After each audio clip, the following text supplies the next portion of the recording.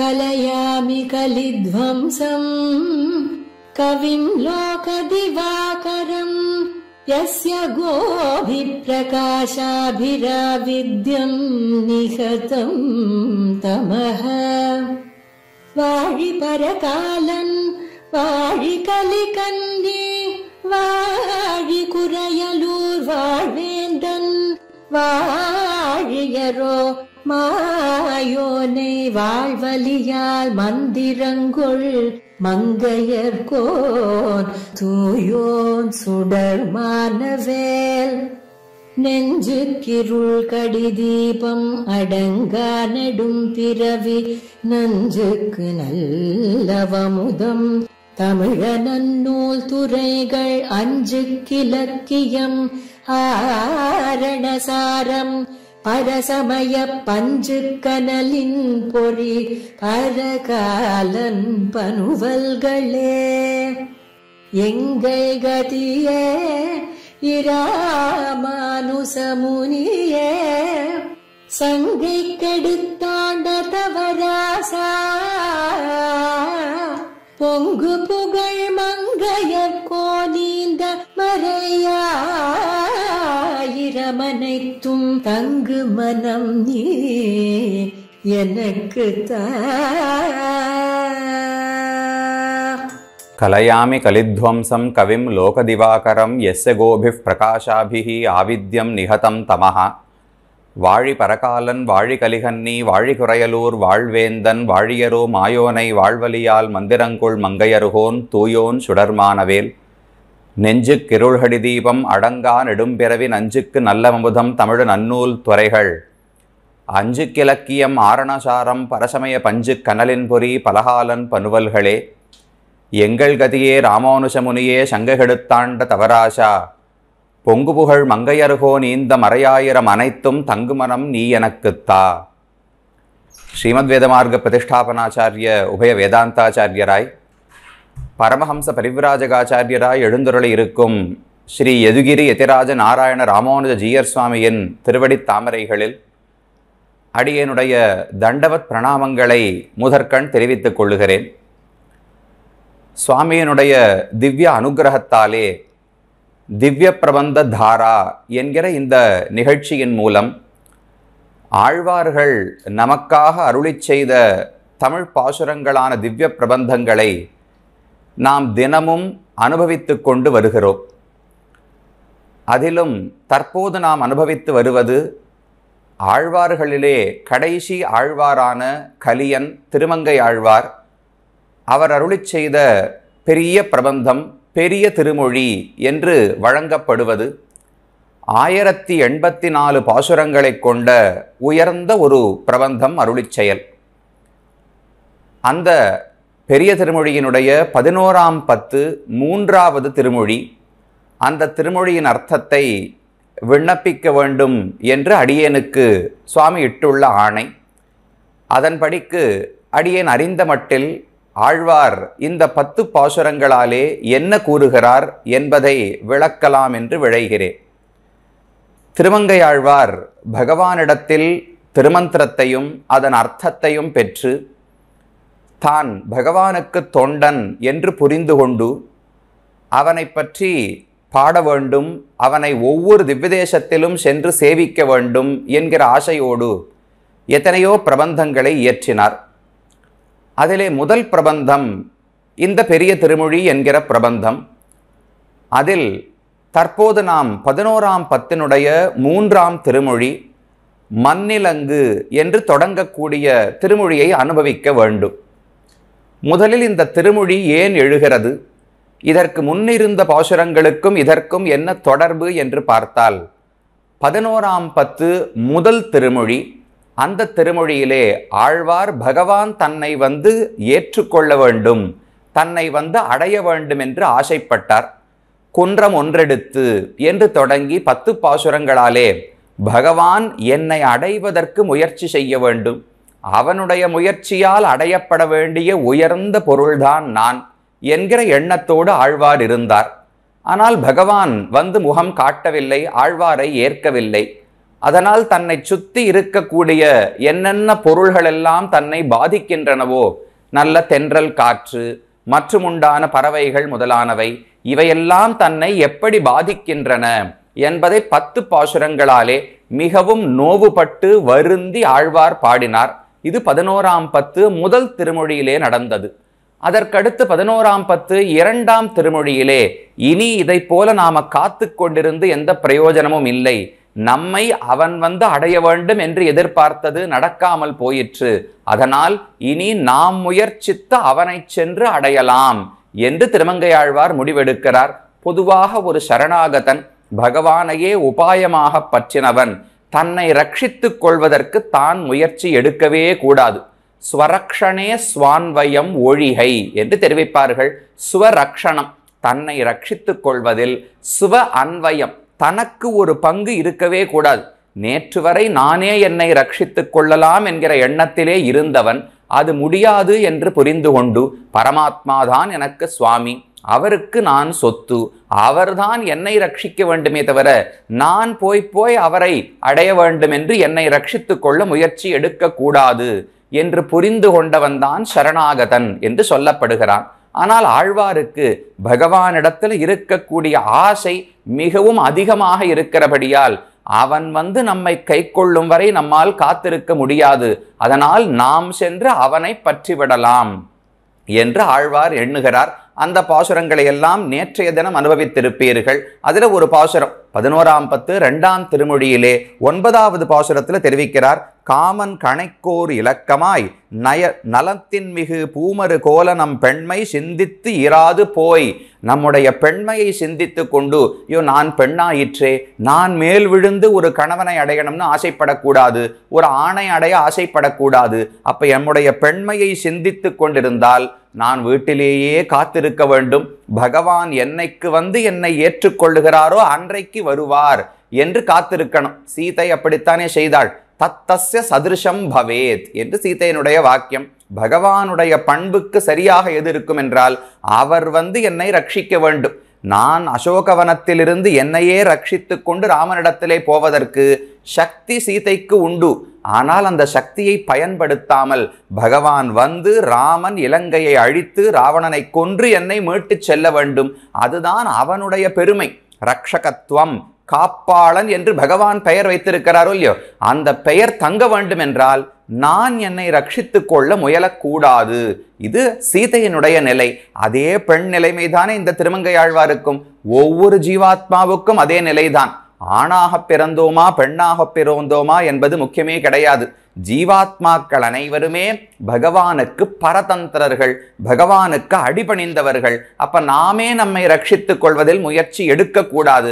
ஆனால் ஆழ்வாருக்கு அதிகமான ஆசை இருக்கிறபடியால் அப்படி இருக்க முடியாது. நம் பெண்மை சிந்தித்திராது போய் தூமலர் நீர் கொடு தோழி நாம் தொழுதேத்தினால் கார்முகில் வண்ணரை கண்களால் காணலாம் கொலோ என்று 9வது பாசுரத்தில் கீழ் திருமொழியிலே பாடினார். கார்முகில் வண்ணரை காணலாமோ? ஒருவேளை நாம் போய் தூமலர் நீர் கொண்டு புஷ்பங்களாலும் தண்ணீரை கொண்டும் பகவானுக்கு அர்ச்சனம் பண்ணி திருவாராதனம் பண்ணி அவனை ஒருவேளை சேவித்து அடைய முடியுமோ? அவனாக வந்து நம்மை ஏற்றுக்கொள்வான்னு காத்திருந்தேன், அவன் வரவில்லை. சரி, மாற்றி விடுவோமே, நாம் சென்று அவனை அடைவதற்கு முயற்சி எடுக்கலாம் என்று ஆழ்வார் முடிவெடுத்தார். ஸ்வரக்ஷணத்தில் தன்னை ரட்சித்துக் கொள்வதில் தானே விழையலாம், அதில் ஈடுபடலாம் என்று ஆழ்வாருக்கு தோன்றியது.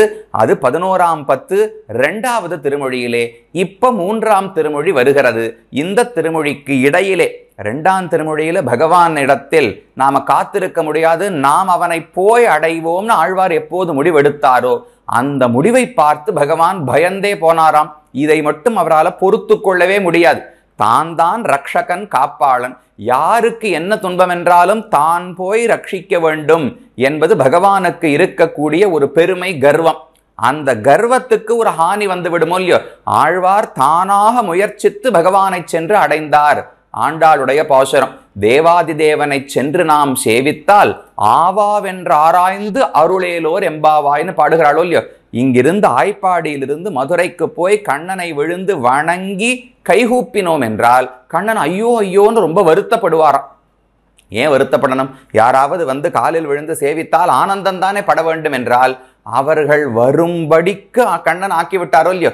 கண்ணன் அவர்கள் கோபிகைகள் இருக்கும் இடத்தை சென்று அவர்களுக்கு உதவி செய்திருக்க வேண்டும். அவர் செல்லாமல் தாமதித்தபடியாலே அவர்கள் வந்து கண்ணனிடத்துல முறையிடும்படிக்கு வைத்துக் கொண்டோம் இல்லையோ.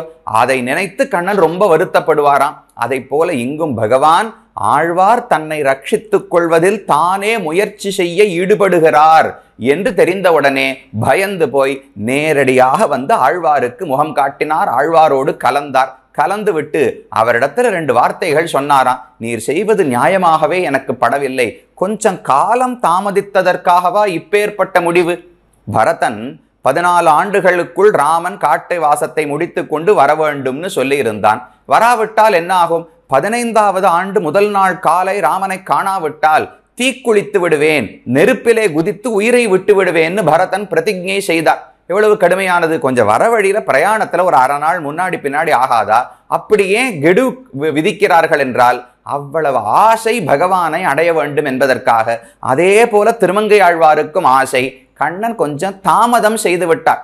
ஆழ்வாரை ஏற்க வேண்டாம்னு கண்ணனுக்கு எண்ணம் கிடையாது. ஆனா கொஞ்சம் தாமதமாகிவிட்டது. நான் தாமதித்ததற்கு நீர் இவ்வளவு பெரிய காரியத்தை செய்ய வேண்டுமா என்று ஆழ்வார் இடத்துல கேட்டானாம். அடுத்தது கேட்டார், இப்ப என்னமோ நீர் முயற்சி செய்கிறேன்னு சொல்றீரே, இத்தனை நாட்களாக உம்மை அடைய வேண்டும் என்று முயற்சி செய்ததெல்லாம் நான் தானே, எதிர் சூழல் புக்கு கிடந்தான்னு தெரிவிப்பார்கள். பகவான் ஆங்காங்கு கோவில்களில் எல்லாம் எதற்காக அமர்ந்திருக்கிறார்? வெவ்வேறு விதங்களிலே நம்மை எப்போதும் ஈர்ப்பதற்கு முயற்சி செய்து கொண்டே இருக்கிறாராம்.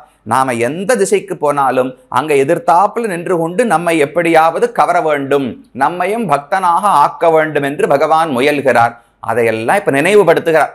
இந்த 10 பாசுரங்களில் ஆழ்வாருடைய பாசுரங்களை ஒவ்வொன்னா பார்த்தோம்னால் இந்த அர்த்தங்கள் தான் இதிலே காணப்படுகின்றன. முதல்ல பகவான் வந்து முகம் காட்டினான்னு தெரிவிக்கிறார். கடந்த திருமொழியிலே பகவான் வந்து ஆழ்வாரை பார்க்கவில்லை, அதனால் ஆழ்வார் நம்மை நாமே ரட்சித்துக் கொள்ளலாம் என்கிற முடிவுக்கு வந்து விட்டார். அந்த முடிவுக்கு வந்தவுடனே பகவான் பயந்து போய் வந்து நேர ஆழ்வாரை சந்தித்து அவரோடு பேசினார் என்று பெரியவாச்சான் பிள்ளை தெரிவிக்கிறார். எங்க இருக்கு பாசுரத்துல பகவான் வந்தான் என்று எங்கு இருக்கிறது என்றால், ஆழ்வார் இந்த 10 பாசுரங்களையும் தன்னை சுத்தி இருக்கக்கூடிய தோழிகள் முதலானவர்களிடத்திலே தான் பேசுகிறார். ஆழ்வார் தான் உயிர் தரித்து தோழிகளிடத்துல பேசணும்னால், முதல்ல தோழிகளிடத்துல பேசணும்னா பகல் விடிய வேண்டுமோ இல்லையோ. பகல் விடியணும்னா ஞானம் பிறக்க வேண்டும்னு அர்த்தம்.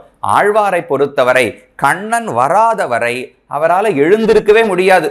இரவிலே நாம் எல்லாம் எப்படி உறங்கி கிடப்போமோ, கண்ணன் என்கிற பகல் சூரியன் வராத வரை ஆழ்வாரால எழுந்திருக்கவே முடியாது. அப்படியே மயக்கமடைந்தது போல கிடப்பார்.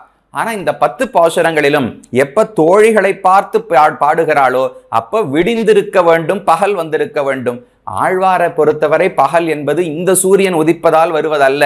பகவான் வந்து ஆழ்வாரை சந்தித்திருந்தால் தான் அவரால் எழுந்து இப்படி பாசுரமே பாட முடியும்.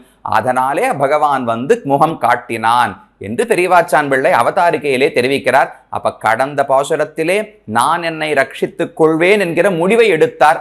அது கூடாது, அதை தவிர்க்க வேண்டும் என்கிற எண்ணத்தோடு பகவான் ஓடி வந்து ஆழ்வாரோடு பேசினான், கலந்தான் என்பது கடந்த திருமொழிக்கும் இந்த திருமொழிக்கும் இருக்கக்கூடிய சங்கதி. இந்த திருமொழியிலே என்னென்ன சொல்லுகிறார் என்றால், பகவான் ஒவ்வொன்றா தன்னுடைய அன்பை எல்லாம் ஆழ்வாருக்கு காட்டுகிறார். எனக்கு அன்பு இல்லாமல் இல்லை, சற்று காலதாமதமானதற்கு நீர் இப்பேற்பட்ட முடிவை எடுக்க வேண்டுமா, இது முதல்ல தெரிவிக்கிறார். அதற்கடுத்தது, உம்மை விட்டால் என்னால் எப்படி வாழ முடியும், ஞானீது ஆத்மைவ மேமதம் என்று கண்ணன் கீதையிலே சொல்லுகிறார். பகவானுக்கு யார் உயிர்னு கேட்டால் நமக்கெல்லாம் அவர் உயிராக இருக்கிறார். பகவானுக்கு உயிர் அவருடைய பக்தர்களாம். அப்ப பக்தர்களை விட்டு பிரிந்தால், உயிரை விட்டு உடல் பிரிந்தால் எவ்வளவு துன்பப்படுமோ அந்த அளவுக்கு பகவான் துன்பப்படுகிறாராம். ஞானீத்து ஆத்மைவ, அறிவிலேன கருளாய் அறிவார் உயிரானாய் என்று ஆழ்வாருடைய பாசுரம். அறிவார், ஞானிகளுக்கு பகவான் உயிரா இருக்கார், ஞானிகள் பகவானுக்கு உயிராக இருக்கிறார்கள். இப்படி நெருக்கமான தொடர்பு இருக்கிறதோ இல்லையோ, அதையும் ஆழ்வாருக்கு சொல்லுகிறாராம். உம்மை விட்டு பிரிந்தால் என்னால வாழ முடியுமா, உம்மை ஏற்க வேண்டாம்னு எனக்கு எண்ணமே கிடையாது, இத்தனை நாட்களாக உம்மை அடைய வேண்டும் அடையணும்னு நான் தானே முயற்சி செய்திருக்கிறேன், உமக்கு உடலை கொடுத்ததோ, ஞானத்தை கொடுத்ததோ, பக்தியை கொடுத்ததோ, திவ்ய தேசங்கள் தோறும் காட்சி கொடுத்ததோ, இது அனைத்துமே நான் பண்ண முடிவுதானே, என்னுடைய முயற்சி தானே. அப்ப நான் முயற்சி எடுக்கவில்லைன்னு சொல்ல வேண்டாம். நானும் வெகு நாட்களாக முயன்று கொண்டுதான் இருக்கிறேன். உம்மை விட்டு பிரிந்தால் என்னால் வாழ முடியாது. உம்மை மட்டுமல்ல, எந்த ஒரு பக்தனையோ அந்த பக்தனுடைய பொருள் என்ன இருக்கோ அதை வைத்துத்தான் பகவான் உயிர் வாழ்கிறாராம். பக்தர்கள் ரொம்ப நெருக்கமானவர்கள். இப்ப நமக்கு யாரோ ஒருத்தர் பேர்ல காதல் அதிகமா இருக்குன்னு வச்சுப்போம். அவரோடு சேர்ந்திருக்க வேண்டும்னு ஆசை இருக்கும். அது கிடைக்காத போதும் அவரை நினைவுபடுத்தக்கூடிய ஏதான ஒரு பொருள், அந்த பொருளை ரொம்ப நெருக்கமாக அன்போடு வைத்துக் கொள்வோமோ இல்லையோ, அதை போல பகவானுக்கு தன்னுடைய பக்தர்களுடைய பொருள் ஏதாவது ஒன்று கிடைத்தால் அதை கொண்டுதான் பகவான் உயிரே தரிக்கிறாராம். அது இல்லாமல், பக்தர்களுடைய பொருள் இல்லாமல் அவரால் வாழ முடியாது என்று இந்த பண்புகளை எல்லாம் இந்த 10 பாசுரங்களிலே காட்டுகிறார். இதை கேட்டு ஆழ்வாருக்கு கொஞ்சம் சந்தோஷம். நாம மட்டும் காதலிக்கவில்லை, பகவானுக்கும் நம்மிடத்துல நிறைய அன்பு உள்ளது, நம்மை விட்டு பிரிந்து அவனால இருக்கவே முடியாது என்று பகவானுடைய பெருமைகளை எல்லாம் கேட்டு ஆழ்வார் மகிழ்கிறார். ஆனா என்ன எடுத்து, அந்த மகிழ்ச்சியினாலேயே ஒரு வருத்தம் வந்து விட்டது. பொதுவாக இப்ப நமக்கு தாகம் இருக்குன்னு வச்சுப்போம். தாகம் இருக்குன்னா தண்ணீர் குடித்தால் தாகம் தணிந்து போக வேண்டும். சில சமயத்துல தண்ணீர் குடிச்சதுக்காகவே திடீர்னு தாகம் அதிகமா எடுத்தனா என்ன பண்றது? அதை போல ஆழ்வாருக்கு பகவானை அனுபவிக்க முடியவில்லையேன்னு வருத்தம். இப்பதான் பகவான் நேரே வந்து காட்சி கொடுத்து பேசி விட்டாரே, அந்த பேச்சினால ஆனந்தம் ஏற்பட்டிருக்கணும் இல்லையோ.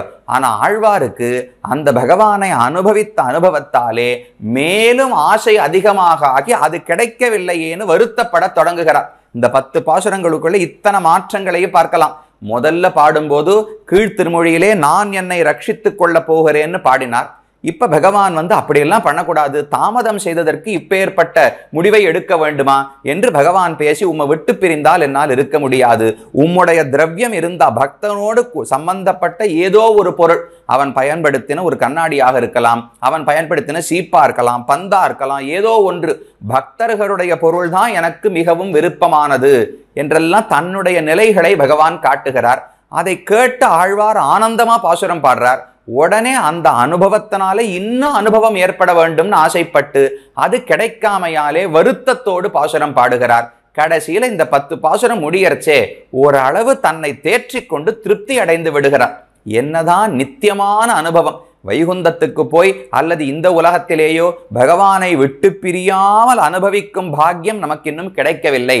ஆனாலும் சாதாரண உலக மக்களைப் போல ஏதேதோ பொருட்களில் ஈடுபட்டு இருந்து விடாமல் இந்த மட்டும் பகவானிடத்தில் ஆசை ஏற்படும்படிக்கு நம்மை வைத்திருக்கிறானே, அவனை அடைய முடியாமல் துடிக்கும்படிக்கு நம்மை பக்தனாக ஆக்கியிருக்கிறானோ இல்லையோ, அந்த அளவுக்கு என்னை அனுகிரகித்திருக்கிறான் பகவான் என்று ஆனந்தத்தோடு இந்த 10 பாசுரங்களை முடிக்கிறார். அப்ப 10 பாட்டுக்குள்ள முதல்ல பாடும்போது துக்கத்தோடு ஆரம்பிக்கும், அப்புறம் அது ஆனந்தமா மாறும். பகவான் வந்து கலந்தார் என்று, கலந்தது போறவில்லை, இன்னும் அனுபவம் வேண்டும் என்று துக்கத்தோடு பாடுவார். கடைசியில முடிக்கும் போது சாதாரண லௌகிகனாக இருந்து விடாமல் பக்தனாக கைங்கரியத்தின் பேன்மையை உணர்ந்து அந்த கைங்கரியத்தில் ஆசை இருப்பும் ஆழ்வாராக என்னை ஆக்கியிருக்கிறானோ இல்லையோ, அதனால எனக்கு திருப்தி தான் என்று இந்த 10 பாசுரங்களை முடிக்கிறார். இப்படி பலவிதமான பாவங்களோடு கூடியவை இந்த அழகான 10 பாசுரங்கள். அதுல முதல் பாசுரம் தொடங்கி ஒவ்வொன்னா என்ன கூறுகிறார் ஆழ்வார் என்று பார்ப்போம். இந்த பதிகத்தினுடைய முதல் பாசுரம், மண்ணிலங்கு பாரதத்து தேரூர்ந்து மாவலியை பொன்னிலங்கு தென்விலங்கில் வைத்து பொறுகடல் சூழ் தென்னிலங்கை ஈழழித்த தேவர்க்கு இதுகாணீர் எண்ணிலங்கு சங்கோடு எழில் தோற்றிருந்தேனே. தன்னுடைய நிலை என்ன, தான் எவ்வளவு துன்பத்தில் இருக்கிறேன் என்பதை ஆழ்வார் சொல்லுகிறார். ஆனா கடைசியில துன்பம்னு இதை சொல்லவில்லை, இதுதான் பகவான் செய்த பேர் உதவி என்று இந்த பாசுரத்திலே சொல்லுகிறார். முதல்ல 3 சேஷ்டிதங்களை பற்றி பாடுகிறார். அதுல முதல் லீலை, மண்ணிலங்கு பாரதத்து தேரூர்ந்து. மண் அப்படின்னா மன்னர்களுடைய கூட்டம், ராஜலோகம் அனைத்துமே பாரத போரிலே பங்கு கொண்டதோ இல்லையோ. பாரதத்துல சின்ன சின்ன அரசர்கள் தொடங்கி பெரிய அரசர்கள் வரை யாரெல்லாம் இருந்தார்களோ எல்லாருமே ஒண்ணு யுதிஷ்டிரன் பக்கமோ அல்லது கௌரவர்கள் பக்கமோ சண்டையிட்டு இருப்பார்களோ இல்லையோ. அப்ப மண் இலங்கு பாரதத்து, பாரத போர் மண் இலங்கு மன்னர்களாலே நிரம்பியதாக இருந்தது. அவ்வளவு அதிகமாக ராஜலோகம் முழுவதுமே அந்த போரிலே பங்கு கொண்டது. அந்த பாரதத்து தேர் ஊர்ந்து. பகவானும் க்ஷத்திரியன் தானே, எதுகுலத்திலே பிறந்தவன் தானே. இத்தனை க்ஷத்திரியர்கள் ராஜாக்கள் இருக்கும் போது பகவான் மட்டும் தேரோட்டியாக இருந்தாராம். அதுக்கு எவ்வளவு அவமானமாக இருக்கும். பொதுவாக ஒருத்தர் நமக்கு சமமான ஒரு அந்தஸ்து இருக்கிறவர்கள், நமக்கு சமமாக படித்தவர், கல்லூரியில் 2 பேர் சேர்ந்து படிச்சோன்னு வச்சுங்களேன். ஒருத்தர் நன்னா வேலைக்கு போய் வேலை சம்பாதிச்சுட்டு இருக்கார், இன்னொருத்தருக்கு ஏதோ கஷ்ட காலம், சுமாரா ஏதோ அவர் படித்த படிப்புக்கு தகாத ஏதோ ஒரு வேலை, சுமாரா ஏதோ ஒரு வேலை பண்ணிட்டு இருக்கார் அப்படின்னு வச்சுப்போமே. அந்த பழைய நண்பனை சந்தித்தா இவருக்கு எவ்வளவு வருத்தமா இருக்கும். நமக்கே ஒரு கஷ்டமான நிலை இருக்கும் போது வருத்தம் இருக்கும். அது யாரும் பார்த்து விடக்கூடாது. மற்றவர்கள், நமக்கு தெரிந்தவர்கள், நண்பர்கள், உறவினர்கள் என்னை இந்த நிலையில் பார்த்து விடக்கூடாது என்றுதானே பொதுவாக நினைப்போம். அப்ப இத்தனை ராஜாக்கள் கூடிய குருக்ஷேத்திர போரில் கண்ணன் என்ன பண்ணிருக்கணும்? தானும் பெரிய வீரன், க்ஷத்ரியன், ரதி என்று தேரிலே நின்று யுத்தம் செய்திருக்க வேண்டும் இல்லையோ. ஆனா பகவான் அப்படி பண்ணவே இல்லை. பார்த்த ஆத்மானம் சாரதிம் பார்த்தம் ச ரதினம் சர்வலோக சாட்சிகம் சகார என்று பகவத்கீதா பாஷ்யத்தின் தொடக்கத்திலே ராமானுஜர் தெரிவிக்கிறார். 1-2 பேர் அல்ல, உலகம் அனைத்தும் அறியும்படிக்கு அர்ஜுனனை ரதியாக, தேருக்கு சொந்தக்காரனாக நிறுத்தி தன்னை சாரதியாக பகவான் அமர்த்தி கொண்டாரோ இல்லையோ. தேசமறிய ஒரு சாரதியாய் சென்றுன்னு ஆழ்வாரும் பாடுகிறார். தேசமறிய, இது ஒன்றும் 4 செவுத்துக்குள்ள பண்ணப்பட்ட ஒரு தாழ்ந்த காரியம் கிடையாது. தேரோட்டுதல் என்கிற ஒரு தாழ்ந்த செயலை அனைவரும் பார்க்கும்படிக்கு பகவான் ஏற்றுக்கொண்டாரோ இல்லையோ. அதனால் என்ன தெரிகிறது? அர்ஜுனனுக்கு தேவை என்றால், தன்னுடைய பக்தன் ஆசைப்பட்டான் என்றால் அவனுடைய நன்மைக்காக தான் எந்த தூரத்துக்கும் செல்லுவார். இத்தனை பேருக்கு முன்னாடி நானும் ஒரு வீரனாக காணப்பட வேண்டாமான்னு பகவான் யோசிக்கல. இப்ப தேவை அர்ஜுனன் ஜெயிக்க வேண்டும். அவனுக்கு தேரோட்டியான நான் இருந்தால்தான் அவன் ஜெயிக்க முடியும். அப்ப அதை ஏற்றுக்கொள்ளுகிறேன். இப்ப கண்ணனுக்கு விஜயன்னு பேர் கிடையாது, விஜய சாரதி, பார்த்த சாரதின்னு பெயர் ஏற்பட்டதோ இல்லையா. அர்ஜுனனுக்கு விஜயன், வெற்றி உடையவன் என்று பெயர் கிட்ட வேண்டும். அது வர வேண்டும்னா இவர் தேரோட்டியாக இருக்க வேண்டும். அப்ப வேறு எதையும் பொருட்படுத்தாமல் பக்தனுக்காக எவ்வளவு தூரமும் இறங்கவும் தயாரா இருக்காரோ இல்லையோ. அந்த குணத்தை பார்த்தா நமக்கு நம்பிக்கை வரும். நானும் அர்ஜுனனை போல அவரிடத்துல நம்பிக்கையோடு பக்தியோடு இருந்தால் எனக்காகவும் பகவான் எந்த தூரத்துக்கும் செல்வார், என்னை ரட்சிக்க எந்த தொழிலை வேண்டுமானாலும் செய்து என்னை காப்பார் என்கிற உறுதி ஆழ்வாருக்கு ஏற்படுகிறதாம். அதனால முதல்ல அந்த ஒரு லீலையை பத்தி பாடினார். மண்ணிலங்கு பாரதத்து தேர் ஊர்ந்து, ஊர்ந்துனா தேரோட்டியாக ஓட்டினார். அதுல வீரனாக என்று சண்டையிடவில்லை. இது முதல் கிருஷ்ணாவதார சரித்திரம். அடுத்து மாவலியை பொன்னிலங்கு திண் விலங்கில் வைத்து, இதுவாவது கௌரவர்கள் எல்லாம் எதிரிகள், எதிரிகளோடு சண்டையிடும் போது தன்னுடைய பக்தனுக்காக தேரோட்டியாக இருந்தார். ஆனா அடுத்த ஒரு சேஷ்டிதான் சொல்றார், மகாபலி ஒண்ணு பெரிய விரோதி எல்லாம் கிடையாது, கண்ணனுக்கே தானம் கொடுத்த பெரிய வள்ளல் மகாபலி. ஆனா தானம் கொடுத்தவரையே கண்ணன் சிறைச்சாலையில் அடைச்சாரோ இல்லையோ. போன முறையாவது எதிரிகள் கௌரவர்களை அழிப்பதற்காக தேரோட்டியாக ஆனார். அடுத்த காரியம் இந்திரன் என்று ஒரு பக்தனின் பிரார்த்தனைக்காக தனக்கு 3 அடி மண்ணை இறந்த மகாபலியையே சிறையிலே பகவான் அடைத்து வைத்தார். மகாபலியை கண்ணன் பகவான் கொல்லவில்லை. திரிவிக்ரமாவதாரத்தின் போது மகாபலியை பாதாளத்துக்கு அனுப்பி வைத்தாரே தவிர பகவான் கொல்லவே இல்லை. ஏன்னா அவன் தவறுன்னு ஒண்ணும் பண்ணலையே. என்ன தவறு செய்தான்? யாகம் செய்து அதனால பலன்களை அடைந்து இந்திரனை தோற்கடித்து அவனுடைய 3 உலக ராஜ்யத்தையும் பெற்றுக்கொண்டான். அப்ப அவன் தவறு செய்திருந்தால் பகவான் நரசிம்மனை போலவோ ராமனை போலவோ கொன்றிருக்கலாம். அவன் தவறே பண்ணலையே. அதனால அவனிடத்திலே யாச்சனம் பண்ணி பிச்சை எடுத்து பிரார்த்தித்து உலகங்களை எல்லாம் பெற்றான். அந்த பிச்சை கொடுத்தவருக்கே சிறைச்சாலை பொன்னிலங்கு திண் விலங்கில் வைத்துன்னு தெரிவிக்கிறார். மகாபலியை பொன்னிலங்கு, நல்ல பொன் போல உயர்ந்து இருக்கக்கூடிய திண்மையான விலங்கு. என்ன விலங்குன்னா, ஒரு சிறைச்சாலையில் அடைக்கும் போது இரும்பு விலங்கியும் போடலாம், தங்க விலங்கியும் போடலாம், என்ன போட்டாலும் விலங்கு விலங்கு தானே. அதை போல இந்த மகாபலியை பாதாளத்திலே வைத்து சில காலத்துக்கு தண்டனை கொடுத்தார். ஆனா மகாபலிக்கு பெரிய ஒரு வரத்தையும் பகவான் கொடுத்திருக்கிறார்.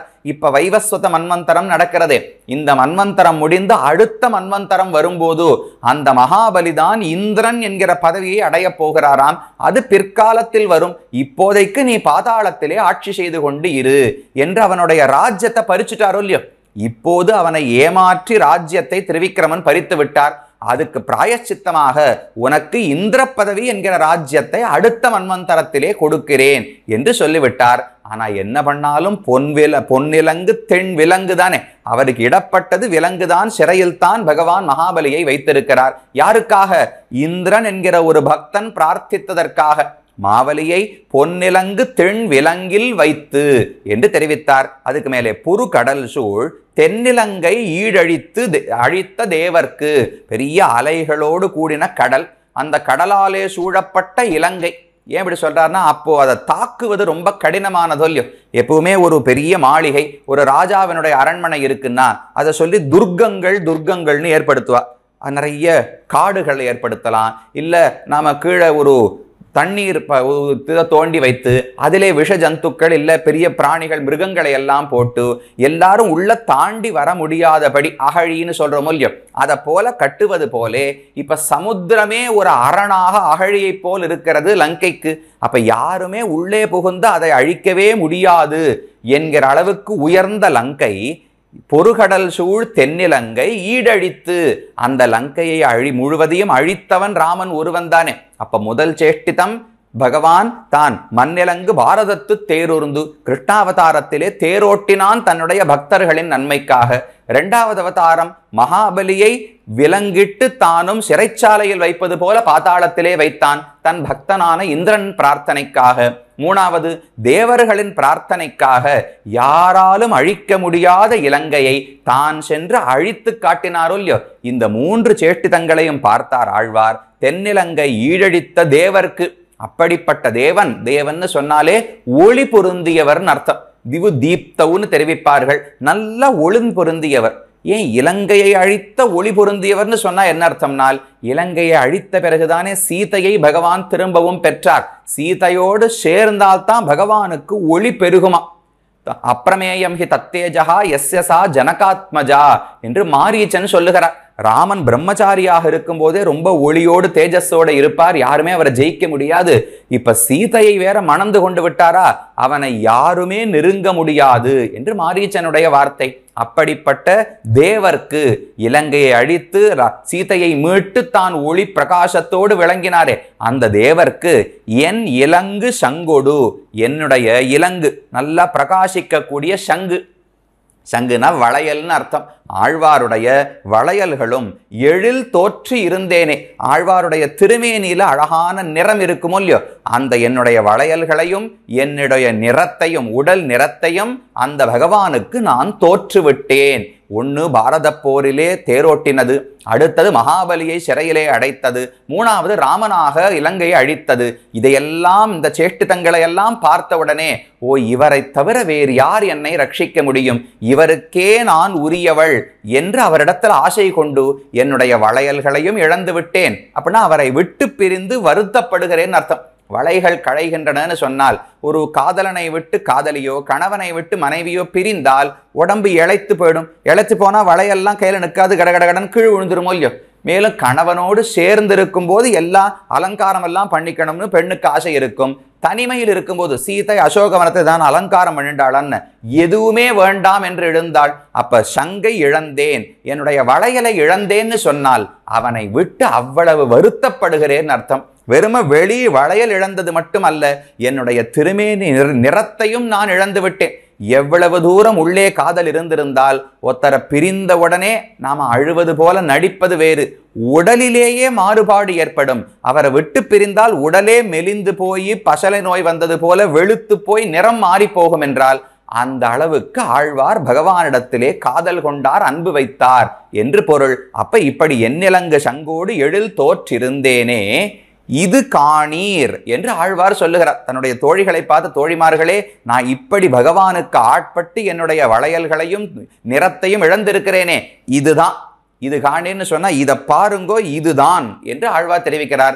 இதுதான் என்னதுன்னால், பகவான் இந்த 3 அவதாரங்களை பண்ணாரே, அந்த 3 அவதாரங்களுடைய பயன் இப்போதுதான் அவர் அடைந்திருக்கிறார்.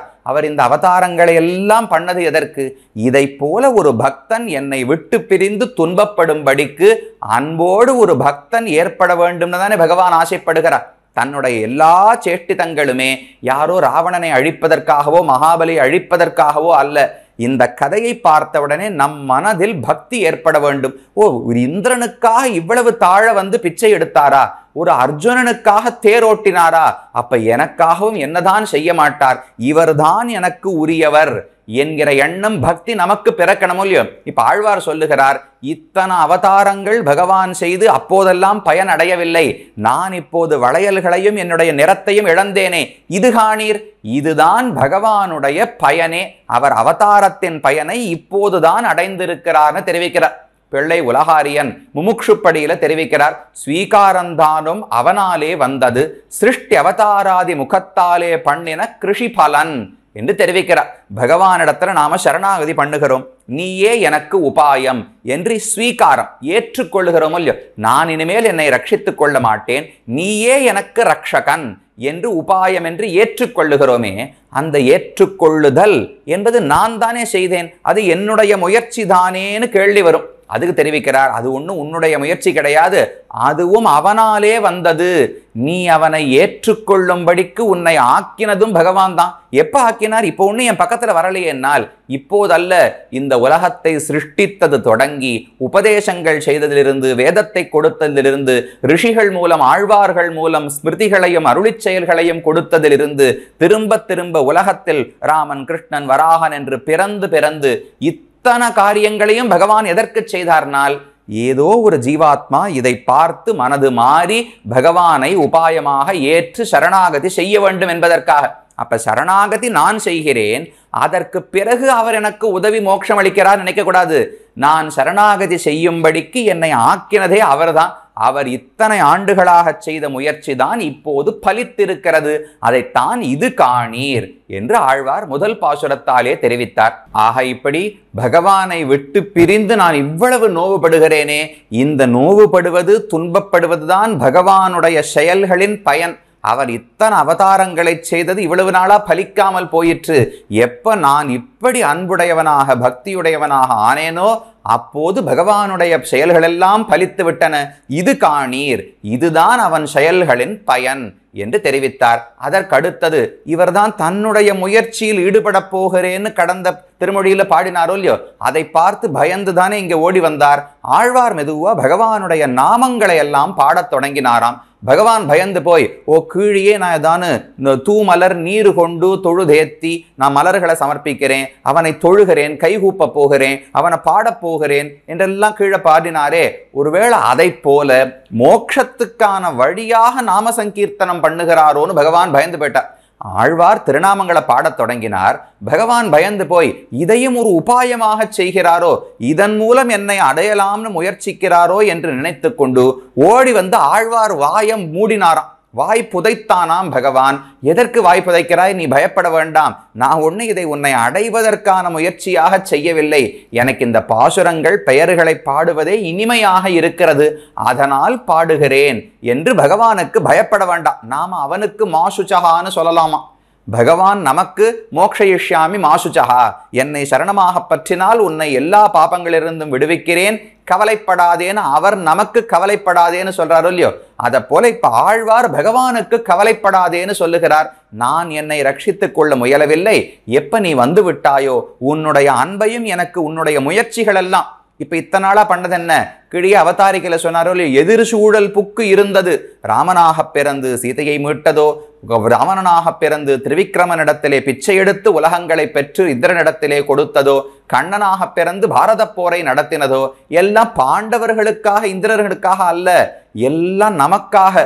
இந்த ஒவ்வொரு சேஷ்டிதத்தின் மூலம் நம்மை கவர வேண்டும், ஒவ்வொரு ஜீவாத்மாவும் என்னுடைய பெருமையையும் அன்பையும் புரிந்து கொள்ள வேண்டும்னு பகவானுக்கு எண்ணம்.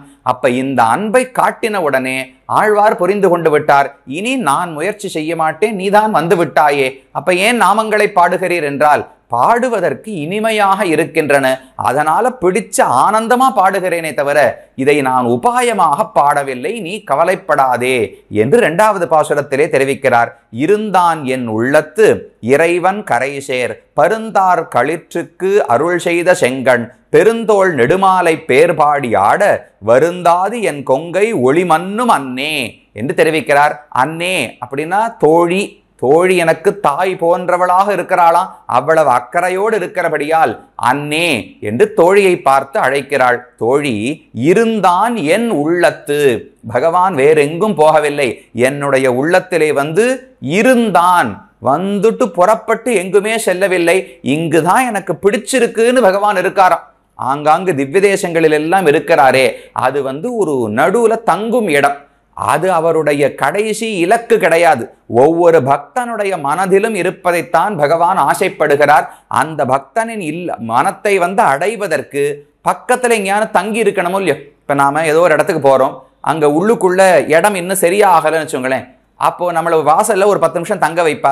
உள்ள எல்லாத்தையும் அந்த அறையெல்லாம் சரி பண்ண உடனே நம்மளை உள்ள அனுப்புவாளோ இல்லையோ. அதை போல இன்னும் இந்த பக்தனின் மனது பக்குவப்பட வேண்டும் என்பதற்காக பகவான் திவ்யதேசங்களில் எல்லாம் இருக்காராம். ஆழ்வார், திருமங்கை ஆழ்வார் மனசு பக்குவம் அடைந்து விட்டது, பக்தி பிறந்து விட்டதோ இல்லையோ.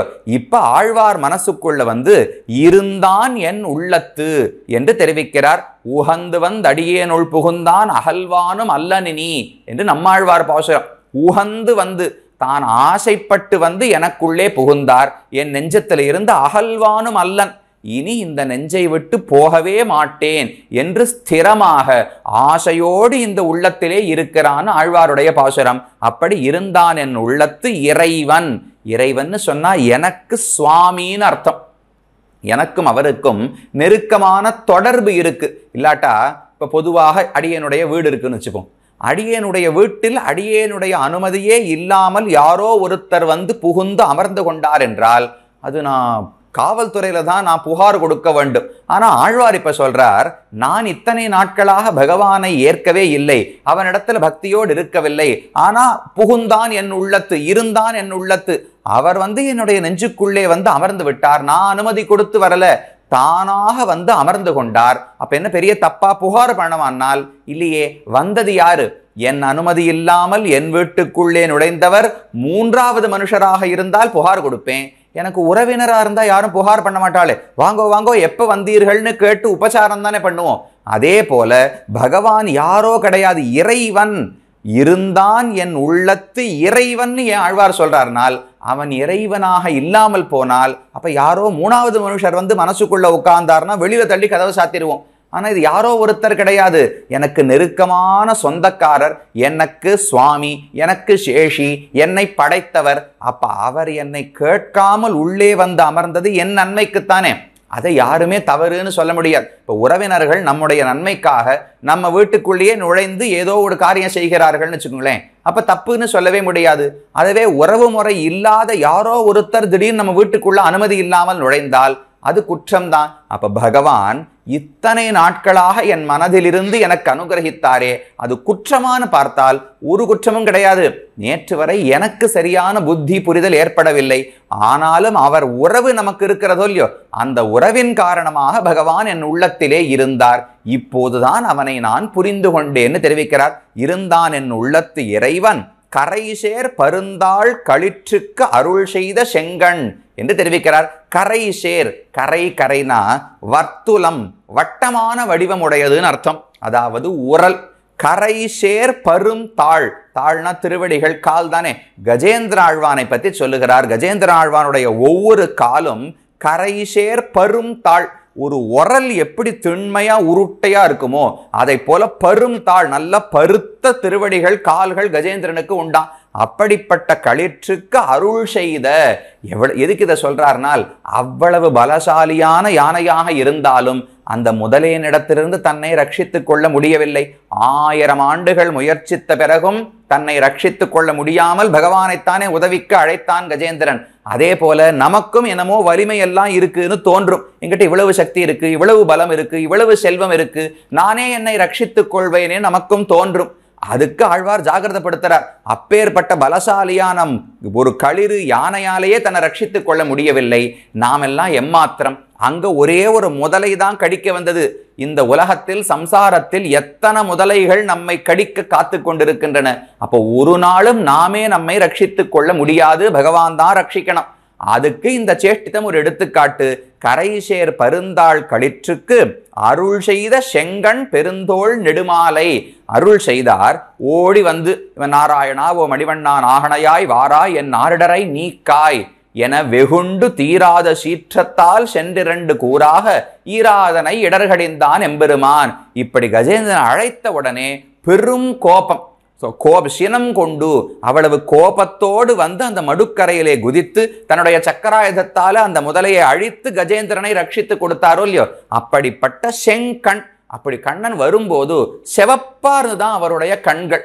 ஏன் கண்ணு செவப்பா இருக்கிறதுனால என்ன காட்டுறது? ராத்திரியெல்லாம் தூங்கலையானால் வாத்சல்யம் என்கிற ஒரு குணத்தை காட்டும். ஒரு தாய்க்கு குழந்தையை பார்க்கும் போது அதுல என்ன குற்றங்கள் என்ன தவறுகள் இருந்தாலும் குறைகள் இருந்தாலும் அதோடு அந்த குழந்தையை ஏற்றுக்கொள்ளுகிறாளோ இல்லையோ, அந்த குணத்துக்கு வாத்சல்யம்னு பெயர். பகவானுக்கு கஜேந்திரனிடத்தில் அவ்வளவு வாத்சல்யம், அன்பு, கருணை இருந்தது. அந்த கருணை கண்கள்ல செவப்பா தெரியதா. அப்ப செங்கண் என்று சொன்னால் வாத்சல்யமும் கருணையும் மிகுதியாக உடையவர். அதனால கஜேந்திரனை ஓடி வந்து பகவான் ரட்சித்தார். அப்படிப்பட்ட செங்கண், பெருந்தோள் நெடுமாலை, பெரிய தோள்.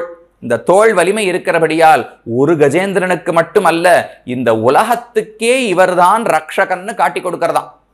அப்ப ஒரு பக்கம் உறவு இருக்குன்னு தெரிவித்தார். இந்த பாசுரத்தை நாம பார்த்து ஏன் பகவானை காப்பாளனாக தேர்ந்தெடுக்க வேண்டும்னு புரிஞ்சுக்கணும். ஆழ்வார் என்னென்ன சேட்டிதங்கள் சொல்றார் பாருங்க. முதல்ல இருந்தான் என் உள்ளத்து இறைவன்னு சொன்னார். இப்ப இறைவன்னு சொன்னா எனக்கு சுவாமி. அப்ப நான் ஒரு நிறுவனத்துல வேலை பார்க்கிறேன், அந்த முதலாளிக்குத்தானே நான் விசுவாசத்தோடு இருக்கணும். பக்கத்து முதலாளிக்கு நான் விசுவாசத்தோடு இருந்து பயன் கிடையாது. அதை போல எனக்கு சுவாமி யாரு? பகவான் நாராயணன் தான். அப்ப நான் இசையாத போது, நான் அனுமதியே கொடுக்காத போதும் என் உள்ளத்துக்குள்ளே வந்து எனக்கு உதவி செய்தார், அனுகிரகம் செய்தாரே, அது அவருடைய உறவை காட்டுகிறது. அப்ப நம்மோடு தொடர்புடையவர்னு முதல்ல சொன்னார். இரண்டாவது, கரைசேர் பருந்தாள் களிற்றுக்கு அருள் செய்த செங்கண்.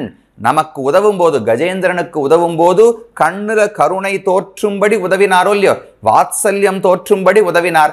அதே போல நமக்கும் ஒரு துன்பம் வரும்போது என்னமோ கடனேன்னு வந்து நம்மை ரட்சிக்க மாட்டார், நமக்கு உதவி செய்வதாக நினைத்து கொள்ள மாட்டார். அவ்வளவு அன்போடு கருணையோடு நம்மையும் ரட்சிப்பார். இது இரண்டாவது சொன்னார். சரி சுவாமி, அவரால் ரட்சிக்க முடியுமா? ஒரு கஜேந்திரனை ரட்சித்தார் முதலையிடம் இருந்து, சம்சாரத்திலிருந்து என்னை ரட்சிக்க முடியுமானால் பெரும் தோள். இந்த தோள்களை பாரு, இதுக்கு கீழே உலகமே அடங்கும். மல்லாண்ட திண்தோள் மணிவண்ணன்னு பெரியாழ்வார் பாசுரம் இல்லையோ, இந்த தோள் அழகை பார்த்தால் ஓ, இந்த உலகம் அல்ல, எத்தனை உலகங்கள் இருந்தாலும் இவர்தான் அதை ரட்சிக்கும் வல்லமை படைத்தவர் என்று அவனுடைய தோள் அழகு திண்மையை பார்த்து தெரிந்து கொள்ளலாம். அப்படிப்பட்ட பெருந்தோள் நெடுமால். நெடுமால்னு சொன்னா ரொம்ப உயர்ந்தவர், மால் என்று சொன்னாலே உயர்ந்தவர். நெடுமால் என்ற அனைவரை காட்டிலும் உயர்ந்தவர். அவருக்கு நிகராகவும் வேறு ஒருவர் கிடையாது, அவரை விட உயர்ந்தவரும் வேறு ஒருவர் கிடையாது. உலகத்தில் அனைத்து பொருள்களை காட்டிலும் உயர்ந்தவராக பகவான் இருக்கிறார். அதைத்தான் நெடுமாலை. அப்படிப்பட்ட பகவானை பேர் பாடி ஆட வருந்தாது என் கொங்கை ஒளி மன்னும் அன்னே. எப்போது பகவானை நான் பேர் பாடுகிறேனோ, அந்த பகவானுடைய பெயர்களை பாடினால் வருந்தாது, எந்தவித தளர்ச்சியும் இல்லாமல் என் கொங்கை, என்னுடைய திருமலை தடங்களானவை ஒளி மன்னும் அன்னே. நீ போன பாசுரத்துலதான் பகவானை விட்டு பிரிந்து என் நிறத்தை இழந்தேன், என்னுடைய வளையல்களை இழந்தேன், அது எல்லாம் ஆனா பகவானுடைய அனுகிரகம் பலன்னு தெரிவித்தார். இந்த பாசுரத்துல சொல்றார், அவனுடைய பெயர்களை பாடினா அந்த பகவானை அடைந்தால் எப்படி ஆனந்தம் ஏற்படுமோ. ஒருத்தரை விட்டு பிரிஞ்ச வருத்தம் எப்ப விலகும்? அவரை திரும்ப பெற்று விட்டோம் என்றால் அந்த வருத்தம் எல்லாம் போயிடுமோ இல்லையோ. ஆழ்வார் சொல்றார், பகவானை பெற வேண்டும் எனக்கு தேவையே இல்லை, அவருடைய பெயர்களை பாடினாலே அவரை அடைந்தால் என்ன ஆனந்தம் வருமோ அதே ஆனந்தம் இப்ப ஆழ்வாருக்கு பேர் பாடியே வந்து விடுகிறதாம். அதனால இப்ப பகவானுக்கு ஆசுவாசப்படுத்துறார், நான் ஒண்ணு என்னை ரட்சித்துக் கொள்வதற்காக நாமங்களை பாடுகிறேன் நினைக்க வேண்டாம், உன்னை அடைந்தால் என்ன ஆனந்தம், என் கொங்கை ஒளி மன்னும். காதலனை அடைந்தவுடனே காதலினுடைய உடம்பு திரும்ப போஷாக்கு அடைந்து ஒரு புஷ்டி அடையுமோ இல்லையோ, அதை போல உன் திருநாமங்களை பாடினாலே எனக்கு மறுபடியும் ஒளி கூடுகிறது, என்னுடைய உடல் தளர்ச்சியை இழந்து விடுகிறது. அதனால ஆனந்தத்துக்காக பாடுகிறேனே தவிர நான் இதை என்னுடைய உபாயமாக கருதவில்லை. இந்த நாம சங்கீர்த்தனத்துக்கு மூலம் மோட்சமடையணும் நான் ஆசைப்படவில்லை, ஆசையாலே அன்போடு நாம சங்கீர்த்தனம் செய்கிறேன், அந்த ஆனந்தத்துக்காக செய்கிறேன், நீ கவலைப்பட வேண்டாம் என்று இரண்டாவது பாசுரத்துல சொன்னார். அப்ப முதல் பாசுரம், அவனை விட்டு பிரிந்து நாம என்னென்ன துன்பப்படுறோமோ அதை துன்பம் நினைக்க வேண்டாம், அதுதான் பகவான் இத்தனை நாள் செய்த முயற்சியினுடைய பயன். சரி சுவாமி, அப்ப அந்த துன்பத்திலேயே தான் வாழ்நாள் முழுக்க இருக்கணுமானால் அவன் நாமங்களை பாடினாலே அந்த துன்பம் விலகிவிடப் போகிறது.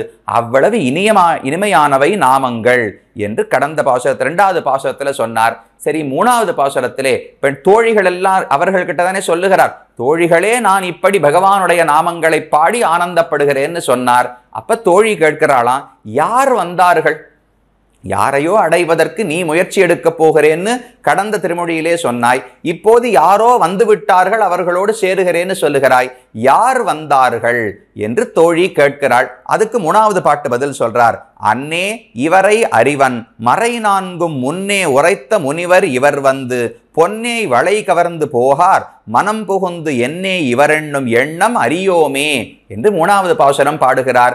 அன்னே இவரை அறிவன், யாரோ வந்தார், எனக்கு முகம் காட்டினார், என்னை ஏற்றுக்கொண்டு விட்டார்னு சொல்லுகிறாயே, அவர் யார் என்று தோழி கேட்கிறாள். அதுக்கு ஆழ்வார் பதில் சொல்றார், அவர் யார் என்று நான் அறிவேன் என்று ஆழ்வாருடைய பதில். அங்க பெரியவாச்சான் பிள்ளை ஒரு கேள்வி கேட்கிறார், எனக்கு புரியவே இல்லை. இதுக்கு முன்னாடி 10ஆம் 10ஆம் திருமொழியில 9வது பாசுரம், அங்கு இதே ஆழ்வார் இதே பகவானோடு சேர்ந்து கலந்து விட்டு பாடக்கூடிய பாசுரம், பொன்னார் சார்ங்கமுடைய அடிகளை இன்னார் என்று அறியேன். இதே திருமங்கை ஆழ்வார் பாசுரம் கீழே 10ஆம் 10ஆம் திருமொழியில ஆழ்வார் பாடுகிறார். அப்போ சேர்ந்த பாசுரம், பகவானை விட்டு பிரிந்த பாசுரம் கிடையாது. நன்னா பகவானோடு சேர்ந்து அனுபவித்துக் கொண்டிருக்கும் போது இந்த சாரங்கத்தை பிடிச்சிருக்கிறவர் யாருன்னே எனக்கு தெரியல, இன்னார் என்று அறியேன் என்று இதே ஆழ்வார் பாடினாரே. இப்போது 11ஆம் 3ஆம் திருமொழியிலே வந்து இவரை அறிவன் அன்னே, தோழி எனக்கு இவர் யார் என்று தெரியும்னு பாடுகிறாரே. அப்ப என்ன, முன்னாடி தெரியாதுன்னு சொன்னது உண்மையா, இப்ப தெரியும்னு சொன்னது உண்மையா? என்ன பொருள்? ஒருவரையே தெரியாதுன்னு சொல்லி தெரியும்னு எப்படி சொல்ல முடியும்னு கேள்வி. அதுக்கு பதில் சொல்லுகிறார், அவரை தெரியாதுன்னு சொன்னால் பகவான் இப்படிப்பட்டவர்னு முழுமையாக அவரை தெரிஞ்சுக்கவே முடியாது. இயத்தாராகித்யம்னு தெரிவிப்பார்கள். பகவானை தெரிந்து கொள்ளலாம். என்னன்னு தெரிந்து கொள்ளலாம்? உலகத்தை படைத்தவர், எனக்கு சுவாமி, எனக்கு நெருக்கமான உறவு முறை உடையவர், என்னிடத்தில் நிறைய கருணை உடையவர், இதை போல சில பண்புகளை பகவானை பற்றி தெரிந்து கொள்ளலாமே தவிர முழுமையாக பகவானை நான் அறிந்து கொண்டு விட்டேன் என்று யாராவது சொல்ல முடியுமா? யாருமே முழுமையாக தெரிஞ்சுக்கவே முடியாது. யாரும் ஓர் நிலைமையென அறிவறிய எம்பெருமான் என்று ஆழ்வார் பாடுகிறார். அப்ப பகவானை இவ்வளவுதான் என்ற அளவுபடுத்தி யாராலையும் தெரிந்து கொள்ளவே முடியாது. வேதமே முயற்சி செய்துவிட்டு என்னாலும் முடியவில்லை என்று சொல்லி கைவாங்கி விடுகிறது. வேதத்துக்கே அப்பாற்பட்டவனான பகவானை நாம யாரும் இப்படிப்பட்டவர்னு முழுமையாக அறிந்து கொண்டு விட முடியாது. அதைத்தான் கீழே பாடினாராம், இன்னார் என்று அறியேன்னு சொன்னால் இவ்வளவுதான், இதுதான் பரமாத்மா, இவ்வளவுதான் அவருடைய தன்மைன்னு அறுதியிட்டு முழுமையாக என்னால் அறிந்து கொள்ள முடியவில்லை என்று அந்த பாசுரத்துக்கு அர்த்தம். அப்ப இங்கு சொல்லுகிறாரே, அன்னே இவரை அறிவன்னு சொன்னா என்ன அர்த்தம்னால், இவரை அறிந்து கொண்டேன். என்னவென்று? எனக்கு சுவாமின்னு அறிந்து கொண்டேன், என்னிடத்துல நிறைய கருணையும் வாத்சல்யமும் உடையவர்னு அறிந்து கொண்டேன், என்னிடத்துல அன்பு இருப்பவர்னு அறிந்து கொண்டேன். இதெல்லாம் தெரிஞ்சதோ இல்லையோ? அப்ப தெரியாதுன்னு சொன்னா முழுமையாக தெரிந்து கொள்ள முடியவில்லைன்னு அர்த்தம். தெரியும்னு சொன்னால் இந்தந்த பண்புகளை உடையவராக அறிந்து கொண்டேன் என்று திருமங்கையாழ்வார் பாடுகிறார். அன்னே இவரை அறிவன் மறை 4 முன்னே உரைத்த முனிவர் இவர். இந்த பகவான் யாருனால் முன்னே பிரளய காலத்தில் மறை 4 உரைத்த முனிவர். 4 வேதங்களையும் இந்த பகவான் தான் உரைத்தாராம், உபதேசம் செய்தாராம். யாருக்குன்னா முதல்ல பிரம்மாவைத்தானே படைக்கிறார். இந்த உலகத்தை எல்லாம் படைத்த உடனே பார்க்கடலிலே சயனித்துக் கொண்டு தன்னுடைய நாபியிலிருந்து உந்தி தாமரையிலே பிரம்மாவை படைக்கிறார். படைத்த உடனே அந்த பிரம்மாவுக்கு பகவான் தான் வேதங்களை உபதேசிப்பாராம். ஏன்னா பிரளய காலத்தில் எதுவுமே கிடையாது. நிலம், நீர், தீ, காற்று, ஆகாயம் என்கிற பூதங்களே கிடையாது. உடல்கள் கிடையாது. மலை, காடு எதுவுமே கிடையாது. அதே போல வேதம் என்கிற ஒலியும் இருக்காது.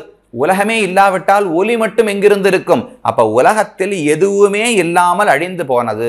திரும்ப பகவான் உலகத்தை படைக்கிறார். அப்ப பிரம்மாவை தன்னுடைய உந்தி தாமரையிலே படைத்தார். பிரம்மா மேல சிருஷ்டி பண்ண வேண்டுமே. சிருஷ்டி பண்ணுவதற்கு அவருக்கு என்ன பண்ணணும்னே தெரியாது. அவருக்கு வேதத்தை உபதேசித்தால் அந்த வேதத்தை கொண்டுதான் இந்த மேல சிருஷ்டியை பண்ண போறார். வேதத்துல மாடு, ஆடு, கோழி, குதிரை, மனிதன், தேவன், கந்தர்வன் இதெல்லாம் வருகிறதோ இல்லையோ? இதுல சொல்லப்பட்ட விஷயங்களை கொண்டுதான் அவர் உலகத்தை படைக்க வேண்டும். அப்ப முதலில் வேதத்தை பிரம்மாவுக்கு உபதேசித்தால் தான் அவர் மேலே படைப்பு தொழிலை செய்ய முடியும். அதுக்கு நாராயணன் தான் உபதேசிக்கிறாராம். யோ பிரம்மாணம் விததாதி பூர்வம் யோவை வேதாம்ச பிரகிணோதி தஸ்மை தம்ஹதேவம் ஆத்மபுத்தி பிரசாதம் முமுக்ஷுர்வை சரணமகம் பிரபத்யே என்று புராணம் சொல்லுகிறது. எந்த ஒரு பகவான் தன்னுடைய உந்தியிலே பிரம்மாவை படைத்தாரோ, அந்த பிரம்மாவுக்கு வேதங்களை உபதேசித்தாரோ, அந்த முழுமுதற் கடவுளான பரம்பொருளான நாராயணனை நான் சரணமாக பற்றுகிறேன் என்று இந்த ஸ்லோகம் தெரிவிக்கிறது. அப்ப பிரம்மாவுக்கு முதலில் வேதத்தை ஓதினாரோ இல்லையோ, அந்த கடவுள் இவர்தான் என்று ஆழ்வார் தெரிவிக்கிறார். மறை 4 ருக்கு, யஜுசு, சாமம், அதர்வணம் என்கிற 4 மறைகளையும் முன்னே பிரளய காலத்தில் உரைத்த முனிவர். முனிவர்னா உடனே தாடி வச்சிருக்காரா, சடமுடி வச்சிருக்காரான்னு அர்த்தம் கிடையாது. முனிவர்னு சொன்னால் சிந்திக்க கூடியவர், மனநசீலகா முனிகின்னு தெரிவிப்பார்கள். ஒரு விஷயத்தை தொடர்ந்து யோசித்து கொண்டே இருப்பவருக்கு முனிவர்னு பெயர். முனிவர் என்ன யோசிக்க போறார்? ஆத்மாவை பற்றி, பரமாத்மாவை பற்றி யோசிக்க போகிறார். இங்கேயே பகவானை முனிவர்னு சொல்லுகிறார்னால் வேதத்தை தான் சொல்லிட்டே இருப்பாராம். மனசுல வேதம் ஓடிக்கொண்டே இருக்கிறதோ இல்லையோ, பிரளய காலத்தில் முழுவதும் வேதத்தை யாருமே வாய்விட்டு ஓதுவதே கிடையாது. உலகமே இல்லையே, யார்தான் ஓதுவது? அப்ப வெளியிலே உலகத்தில் வேதம் என்பதே கிடையாது. ஆனால் பகவானுடைய மனசுல மட்டும் வேதம் ஓதிண்டே இருப்பாராம். அப்ப மனசுல மனனம் பண்ணிட்டே இருக்காரோ இல்லையோ, வேதத்தை சிந்தித்து கொண்டே இருக்கிறார். அப்ப அவர் மனசுல தான் வேதம் இருக்கிறது. மறுபடியும் சிருஷ்டி நடக்கும் போதுதான் அதை ஒலி வடிவமாக பிரம்மாவுக்கு மறுபடியும் உபதேசிக்கிறார். அப்ப முனிவர்னு சொன்னால் பிரளய காலத்தில் வேதம் அழிந்து போகாதபடிக்கு அப்படியே நினைவு வச்சுருப்பாராம் பகவான். இப்போது நாம எப்படி வேதத்தை படிக்கிறோமோ, இதுக்கு முன்னாடி வேதம் வேறு மாதிரி இருந்ததே கிடையாது. எத்தனை முறை பிரளயத்துக்கு பிறகு சிருஷ்டி நடந்தாலும் இதே வரிசை, இதே சொற்கள், இதே வாக்கியங்கள், இதே ஒலிகள், இதே ஸ்வரங்கள் ஒன்று கூட மாறாமல் பகவான் அப்படியே நினைவில் வைத்துக் கொண்டு அடுத்த சிருஷ்டியின் போது உபதேசிக்கிறாரோ இல்லையோ, அதனால முனிவர்னு சொல்லுகிறார். அப்ப வேதம் நித்தியமானதுன்னு சொன்னால் வேதம் என்கிற ஒலி உலகத்துல எப்பவுமே இருக்கும்னு அர்த்தம் கிடையாது. ஏன்னா உலகமே இல்லாமல் போகும் நாளும் உண்டே. அப்ப வேதம் நித்தியம்னு சொன்னால் இப்ப எந்த ஒரு வரிசையில் எந்த வடிவத்தில் காணப்படுகிறதோ, இதற்கு முன்னாலும் எப்போதும் இதே வடிவத்தில் தான் இருந்தது, பின்னாலும் இதே வடிவத்தில் தான் இருக்க போகிறது. அந்த வரிசை மாறாமல் ஆனுபூர்வி நித்தியத்துவம்னு தெரிவிப்பார்கள். சொற்களின் வரிசையோ அதன் வடிவமோ அதன் ஸ்வரமோ மாறாமல் பகவான் ஒவ்வொரு கல்பத்திலும் தான் அந்த வேதத்தை கொடுக்கிறாரோ இல்லையோ, அதனால வேதம் நித்தியமானதுன்னு சொல்றோம். அந்த வேதத்தை கொடுத்தவர் யார்? இந்த நாராயணன் பகவான் தான். மறை 4 முன்னே உரைத்த முனிவர் இவர் வந்து பொன்னே வளை கவர்ந்து போகார். அந்த பகவான் இப்ப என்ன பண்ணார்? அன்னைக்கு என்னைக்கோ வேதத்தை கொடுத்தது மட்டும் அவர் பண்ண உதவி கிடையாது. இப்போது வந்து என் அருகிலே வந்து என் மனத்துக்குள்ளே வந்து பொன் ஏய் வளை கவர்ந்து போகார். வந்தவர் என்னுடைய வளையலை மட்டும் பிடுங்கிட்டு போயிருக்கலாம். வளையலை பிடுங்கி செல்வதுன்னா ஆழ்வார் மனதிலே பக்தியை வளர்த்துவிட்டு அவர் மனதை கவர்ந்து கொண்டு போயிருந்தால் ஆழ்வார் ஐயோ பகவான் கிடைக்கலையேன்னு வருத்தத்திலேயே துன்பப்பட்டு துவண்டு போயிருப்பாரோ இல்லையோ, அப்ப வளையலை எல்லாம் கவர்ந்து விட்டான் என்று சொல்லி இருக்கலாம். ஆனா அப்படி பண்ணலையாம். பொன்னை வளை கவர்ந்து போகார். என்னுடைய வளையலை திருடிக்கொண்டு பகவான் சென்று விடவில்லை. அதாவது என் மனதை திருடிவிட்டு மட்டும் செல்லவில்லை. மனம் புகுந்து என்னே இவர் எண்ணும் எண்ணம் அறியோமே. மனம் புகுந்து என்னுடைய வளையலை மட்டும் அவர் திருடிண்டு போயிருக்கலாம். ஆனா அவர் அப்படி பண்ணவே இல்லை. என்னுடைய மனசுக்குள்ள புகுந்து விட்டு விலகாமல் அங்கேயே இருக்கார். அவர் என்ன நினைத்து கொண்டிருக்கிறார் என்று எனக்கு தெரியவில்லைன்னு சொல்றார். என்னுடைய மனம் புகுந்து என்னே இவர் எண்ணும் எண்ணம் அறியோமே. இவர் யாருன்னு எனக்கு தெரிந்தது, ஆனா இவருடைய எண்ணம் என்னவென்று என்னால் புரிந்து கொள்ள முடியவில்லை என்று ஆழ்வார் தெரிவிக்கிறார். என்ன எண்ணமா இருந்திருக்கும் பகவானுக்கு? அது ஏன் ஆழ்வாருக்கு புரியல என்னால், பகவானுக்கு இந்த ஆத்மாவை நமக்கு பக்தனாக ஆக்கி கொள்ள வேண்டும், நமக்கு கைங்கரியம் செய்யும் தொண்டனாக ஆக்கி கொள்ள வேண்டும் எண்ணம். அப்ப இந்த ஆத்மாவை நான் ஏற்றுக்கொள்ள வேண்டும், ஆத்மாவை கை கொள்ள வேண்டும்னு பகவானுக்கு ஆசை. அதனால மனசை மட்டும் கவர்ந்தா போராது, ஆத்மாவையே கவர வேண்டும் என்கிற எண்ணத்தோடு பகவான் விட்டு விலகாமல் மனசுல இருக்காராம். ஆனா ஆழ்வார் என்ன சொல்றார்? இவர் எண்ணம் என்னே என்று அறியேன். பகவான் என்ன நினைப்பில் இருக்கிறாரோ எனக்கு தெரியவில்லைன்னு ஆழ்வார் பாடுறாரே, ஏன் புரிஞ்சுக்க முடியாதா? மனசை மட்டும் கவர்வதில் பகவானுக்கு எண்ணம் இல்லை, ஆத்மாவையே கவர வேண்டும் என்று ஆசைப்படுகிறார் என்று ஆழ்வாரால் ஏன் புரிந்து கொள்ள முடியவில்லைனால், ஆழ்வாருக்கு என்ன எண்ணம்? மனசையே கவர்ந்துட்டு போன பிறகு ஆத்மாவை என்ன பண்ண முடியும்? ஆத்மா மனது போனபடிக்குத்தானே போகிறார். அப்ப மனதை எப்போது பகவான் கவர்ந்து விட்டானோ ஆத்மாவை கவர்வது என்பது நிச்சிதமாக்கப்பட்டு விட்டது. அதுல இனிமே சந்தேகமே கிடையாது. அப்புறம் எதுக்கு உள்ளே அமர்ந்திருக்கிறான் என்று எனக்கு புரியவில்லைன்னு சொல்றார். பகவானுக்கு எண்ணம் மனசு மட்டும் போராது, ஆத்மாவும் சேர்த்து வேணும் என்று. ஆழ்வாருக்கு எண்ணம் மனசே அவன் பக்கம் போன பிறகு ஆத்மா எப்படி போகாமல் இருக்கும்? கண்டிப்பா ஆத்மாவும் அவனுடையது தான். அப்புறம் எதற்கு இங்கு அமர்ந்திருக்கிறான் என்று புரியவில்லை.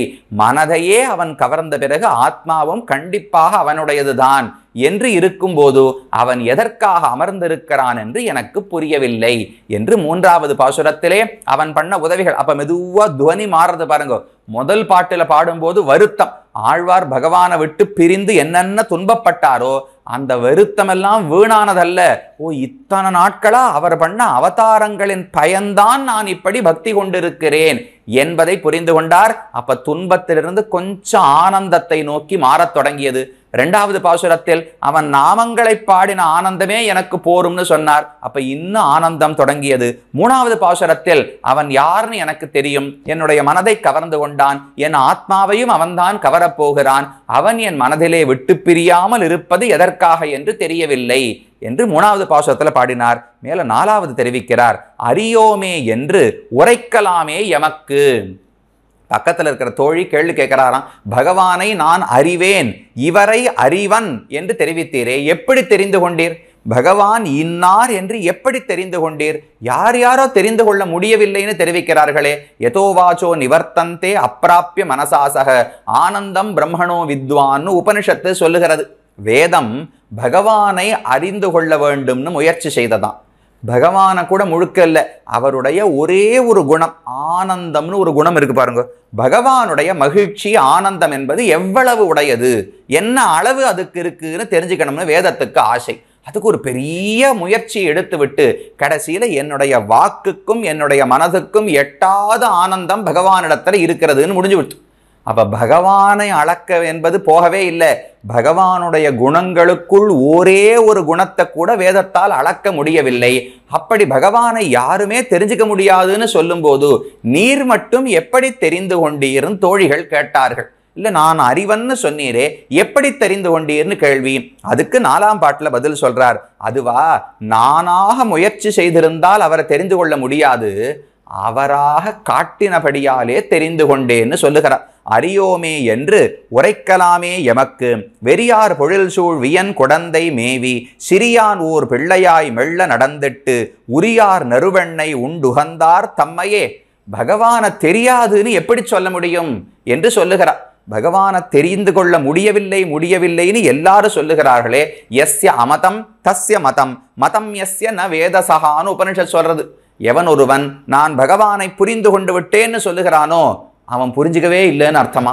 எவன் ஒருவன் ஐயோ அவர் எப்பேற்பட்டவர், அவரையெல்லாம் என்னால எப்படி புரிஞ்சுக்க முடியும்னு சொன்னால் அவன்தான் உண்மையில் புரிந்து கொண்டிருக்கிறான்னு பொருள். எஸ்ய அமதம், யார் அறிந்து கொள்ள முடியாதுன்னு சொல்லுகிறார்களோ அவர்கள்தான் அறிந்து கொண்டவர்கள். யார் நான் அறிந்து கொண்டு விட்டேன்னு சொல்லுகிறாரோ அவர் ஒரு நாளும் பரமாத்மாவை அறிந்து கொள்ளவில்லை என்று வேதம் சொல்லுகிறது. அப்ப அறிந்து கொள்ள முடியாதுன்னு வேதம் சொல்லும் போது நீர் மட்டும் அறிவன் தெரிந்து கொண்டேன்னு எப்படி சொல்றீர்னால் ஆழ்வார் பதில் சொன்னார், ஓ அது வேதத்தால் அறிந்து கொள்ள முடியாது, நான் எப்படி அறிந்து கொள்ள முடியாதுன்னு சொல்ல முடியும்? எமக்குன்னு வார்த்தை இருக்கு பாருங்க. அறியோமே என்று உரைக்கலாமே எமக்கு. மற்றவர்கள் வேணா அறியோம்னு சொல்லலாமே தவிர எமக்கு அறியோம் என்று உரைக்கலாமே. என்னால அப்படி சொல்ல முடியாது.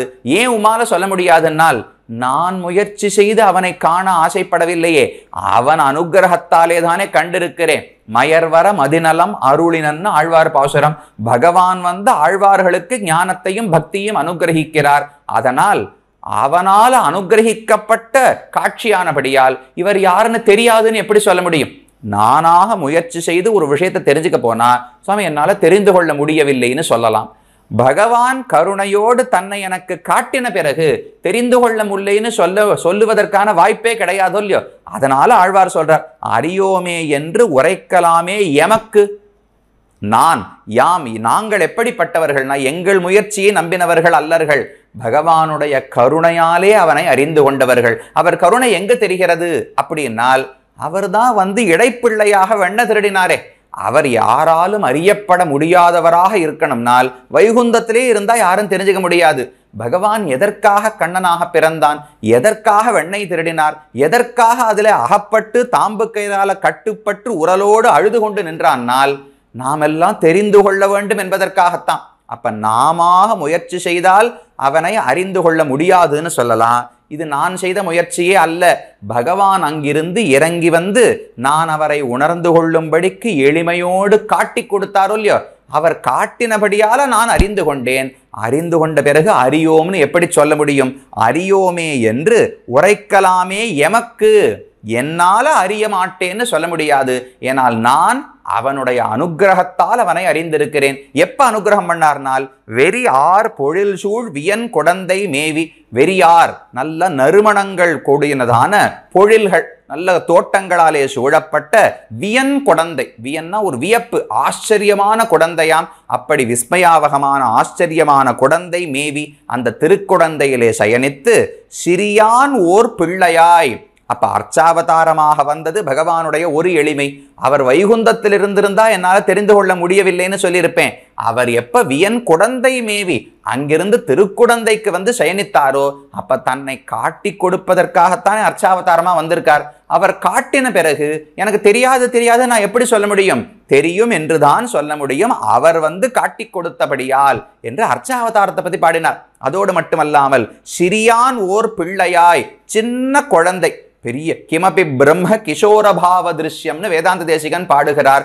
எப்பேற்பட்ட பரமாத்மா இங்கு வந்து கோபிகைகளுக்கு அவ எங்கெங்க கூப்பிடுறாளோ கூடையே போயிண்டு அவளுக்கு வேண்டிய கைங்கரியங்களை எல்லாம் பண்ணிட்டு சின்ன குழந்தையா சுத்தின்னு இருக்கான். இது என்ன ஆச்சரியம் என்றே புரியவில்லைன்னு தெரிவிக்கிறார். விரஜயோஷித் அபாங்க வேதனீயம் மதுராபாகியம் அனன்யபோக்யமீடே வசுதேவ வது ஸ்தனந்தயம் தத்து.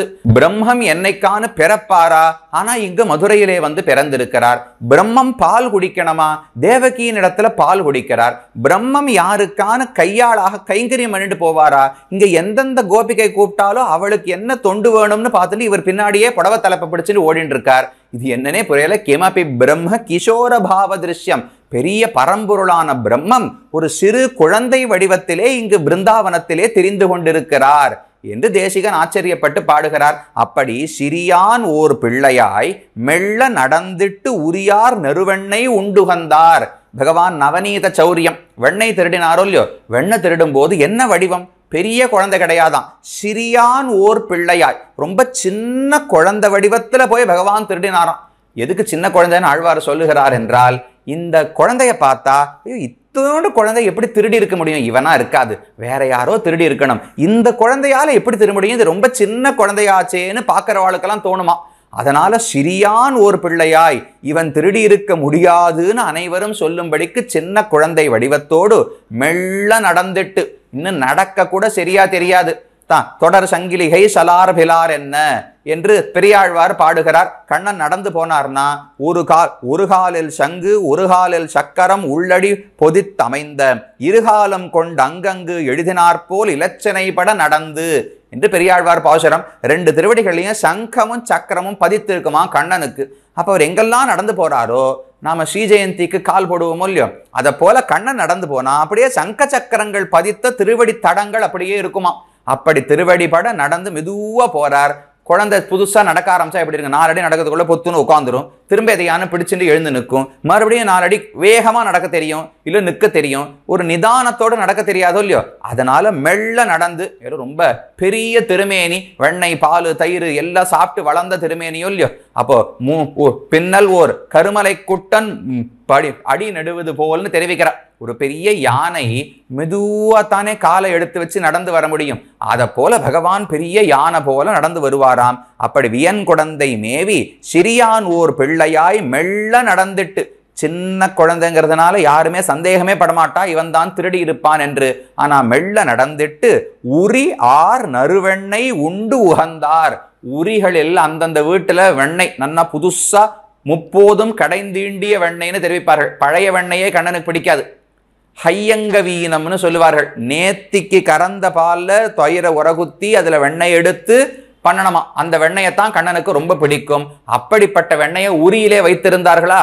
உரியார் நறுவெண்ணெய் உண்டு உகந்தார். அந்த வெண்ணெய் எடுத்து சாப்பிட்டதுக்கு அப்புறம் தான் கண்ணனுக்கு சிரிப்பே வந்துதான். ஏன் அந்த வெண்ணெயில எவ்வளவு ஆசை? தம் வெண்ணெயில தம் வீட்டுல வெண்ணையா கிடையாது. யசோதையின் இடத்திலே கண்ணன் கேட்டிருந்தால் அவ என்ன வெண்ணெய் கொடுக்க மாட்டேன்னு சொல்லியிருப்பாளா? கூறத்தாழ்வான் பாடுகிறார், சத்யேவ கவ்ய நிவகே நிஜதாம்னி பூம்னா பரியந்த சத்மசு கிமர்த்தம் அச்சூச்சுரஸ்துவம். படான கேள்வி கேட்டார். கண்ணா, ஒவ்வொரு வீடா போய் நீ வெண்ணையை திருடினாயே.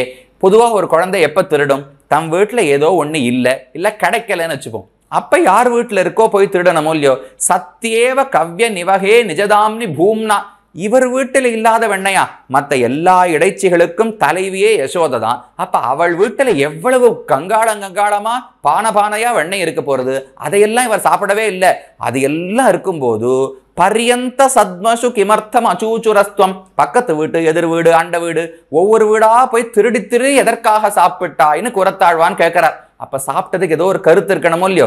தன்னிடத்திலேயே வெண்ணெய் தன் வீட்டில் நிறைய இருக்கும் போது எதுக்கு பக்கத்து வீட்டுல போய் சாப்பிடணும்னால், அந்த பக்கத்து வீட்டுல ஒரு பக்தை கோபிகை இருக்கிறாளோ இல்லையோ, அந்த கோபிகையினுடைய வெண்ணெய் இருந்தால்தான் கண்ணனால உயிர் தரிக்க முடியுமா. கீழே சொன்னாரே அவதாரிக்கையில், பக்தர்களை விட்டும் அவரால் பிரிந்து இருக்க முடியாது, பக்தர்களுடைய திரவியம் இல்லாமலும் அவரால் வாழ முடியாது. இங்கு பக்தர்கள் யாரு? சுத்தி இருக்கிற கோபிகைகள். அவர்கள்கிட்ட இருக்கிற பொருள் என்ன? அவர்களுடைய வெண்ணெய். அப்ப பக்தர்களுடைய வெண்ணையால் தான் என்னால் உயிர் தரிக்க முடியும். தங்கிட்ட இருக்கிற வெண்ணையை சாப்பிட்டா அவருக்கு ஆனந்தமே கிடையாது. ஏன்னா அது பக்தன் என்னுடையதுன்னு அபிமானித்தது கிடையாதோ இல்லையோ? ஒரு கோபிகை இது என்னுடைய வெண்ணெய்ன்னு நினைத்தால் அந்த வெண்ணையை கொண்டு உயிர் வாழ்வதுதான் பகவானுக்கு பிடிக்குமா. தன்னுடைய பொருளை கொண்டு அவர் ஆனந்தப்படுவதே கிடையாது, பக்தனுடைய பொருளை கொண்டு ஆனந்தப்படுகிறார்னு தெரிவிக்கிறார். பிரசங்காத்து தெரிவிக்கிறேன். மின்னிடமடவார்கள் நின்னருள் சூடுவார் முன்பு நான் அதஞ்சுவன்னு நம்மாழ்வார் ஒரு ஊடல் பாசுரம் கண்ணனிடத்திலே கோபத்தோடு பாடல் பாடுகிறார். கண்ணன் வந்து முகம் காட்டுவதற்கு கொஞ்சம் நேரமாகிவிட்டது, காலதாமதமாகிவிட்டது. ஆழ்வாருக்கு கோபம். தன்னுடைய தோழிகளோடு பந்தும் கடலும் பந்து மட்டையெல்லாம் வச்சுட்டு தூக்கி போட்டு விளையாடிட்டு இருந்தாலாம். கண்ணன் மெதுவா நிதானமா வந்து ஓரமா நின்று கொண்டிருந்தார். பந்து போய் அங்க விழுந்தது. உடனே அந்த பந்தை எடுத்து கையில வச்சுட்டாராம். ஆழ்வார் சொன்னார், என்னுடைய பந்தும் கடலும் தந்து போகும் நம்பி, என்னுடைய பந்தை கொடுத்துட்டு நீ போய் என்கிட்ட வராத, உன்கிட்ட பேசுவதற்கே எனக்கு விருப்பம் இல்லைன்னு ஆழ்வார் பராங்குஷ நாயகி தெரிவித்தாள். என்னுடைய பந்துன்னு ஆழ்வார் வாயில வந்ததா, உடனே கண்ணனுக்கு அந்த பந்து மேல ரொம்ப ஆசையாம். ஏற்கனவே அந்த பந்தை எப்படியா அதை வச்சுட்டு ஆழ்வாரிடத்துல பேசணும்னு நினைத்தான். ஆழ்வார் எப்ப என்னுடைய பந்துன்னு சொன்னாரோ ரொம்ப ஆசையோடு மார்போடு அணைச்சுட்டாராம் கண்ணன். ஏன் சுவாமி என்னுடைய பந்துன்னா அவருக்கு ஏன் பிடிச்சிருக்குன்னா, பக்தனுடைய பொருள் என்று ஒண்ணு இருந்தால் அதில் தான் பகவானுக்கு விருப்பம் அதிகம். அப்ப யசோதை வீட்டில் இருக்கும் வெண்ணையை விட மற்ற கோபிகைகள் வீட்டில் இருக்கும் வெண்ணெய் தான் அவனுக்கு பிடிச்சிருக்கு. ஏன்னா பக்தர்களுடைய பொருள் என்பதனாலே. அப்படி அந்த சேஷ்டிதங்களை எல்லாம் காட்டினாரே. உரியார் நறுவெண்ணெய் உண்டு உகந்தார் தம்மையே ஹரியோமே என்று உரைக்கலாமே எமக்கு. இப்படி எளியவனாக வெண்ண திருடி திருக்குணத்திலே கிடந்து தன்னை நமக்காக பகவான் காட்டி கொடுத்த போது அவனை தெரியாதுன்னு நான் எப்படி சொல்ல முடியும்? என் முயற்சியால் அவனை காண பார்த்திருந்தால் தெரியாதுன்னு சொல்லியிருப்பேன்.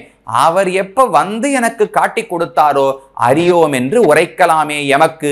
நான் எப்படி தெரியாது என்று சொல்ல முடியும்? கண்டிப்பாக அவன் யார் என்று தெரிந்து கொண்டேன் என்று தெரிவித்தார் 4வது பாசுரத்திலே. அதுக்கு மேல தோழி கேட்டார், சரி அவரை தெரிஞ்சுட்டு என்ன பயன்?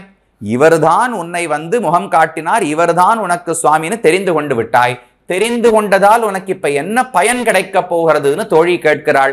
அதுக்கு 5வது பாசுரம் சொல்றார், தம்மையே நாளும் வணங்கி தொழுவார்க்கு தம்மையே ஒக்க அருள் செய்வர் ஆதலால் தம்மையே நாளும் வணங்கி தொழுதிறைஞ்சி தம்மையே பற்றா மனத்தென்றும் வைத்தோமே.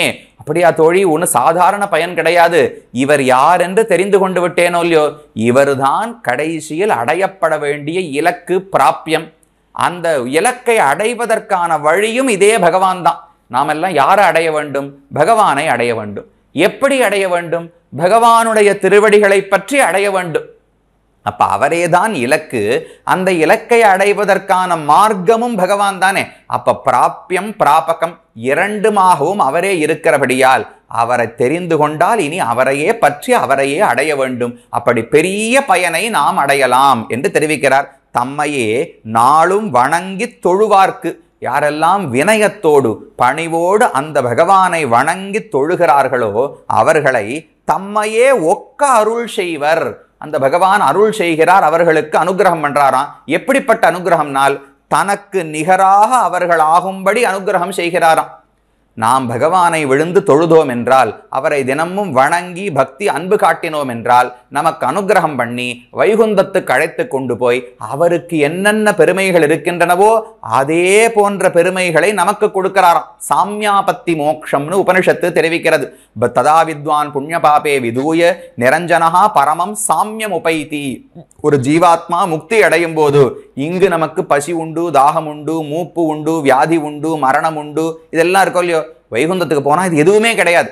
பகவானுக்கு எப்படி சோகமோ மயக்கமோ மூப்போ வியாதியோ அல்லது ஒரு பசியோ தாகமோ எதுவுமே கிடையாதோ அதே போல நமக்கும் இந்த எந்த குறைகளும் இல்லாமல் ஆக்கி விடுகிறார்.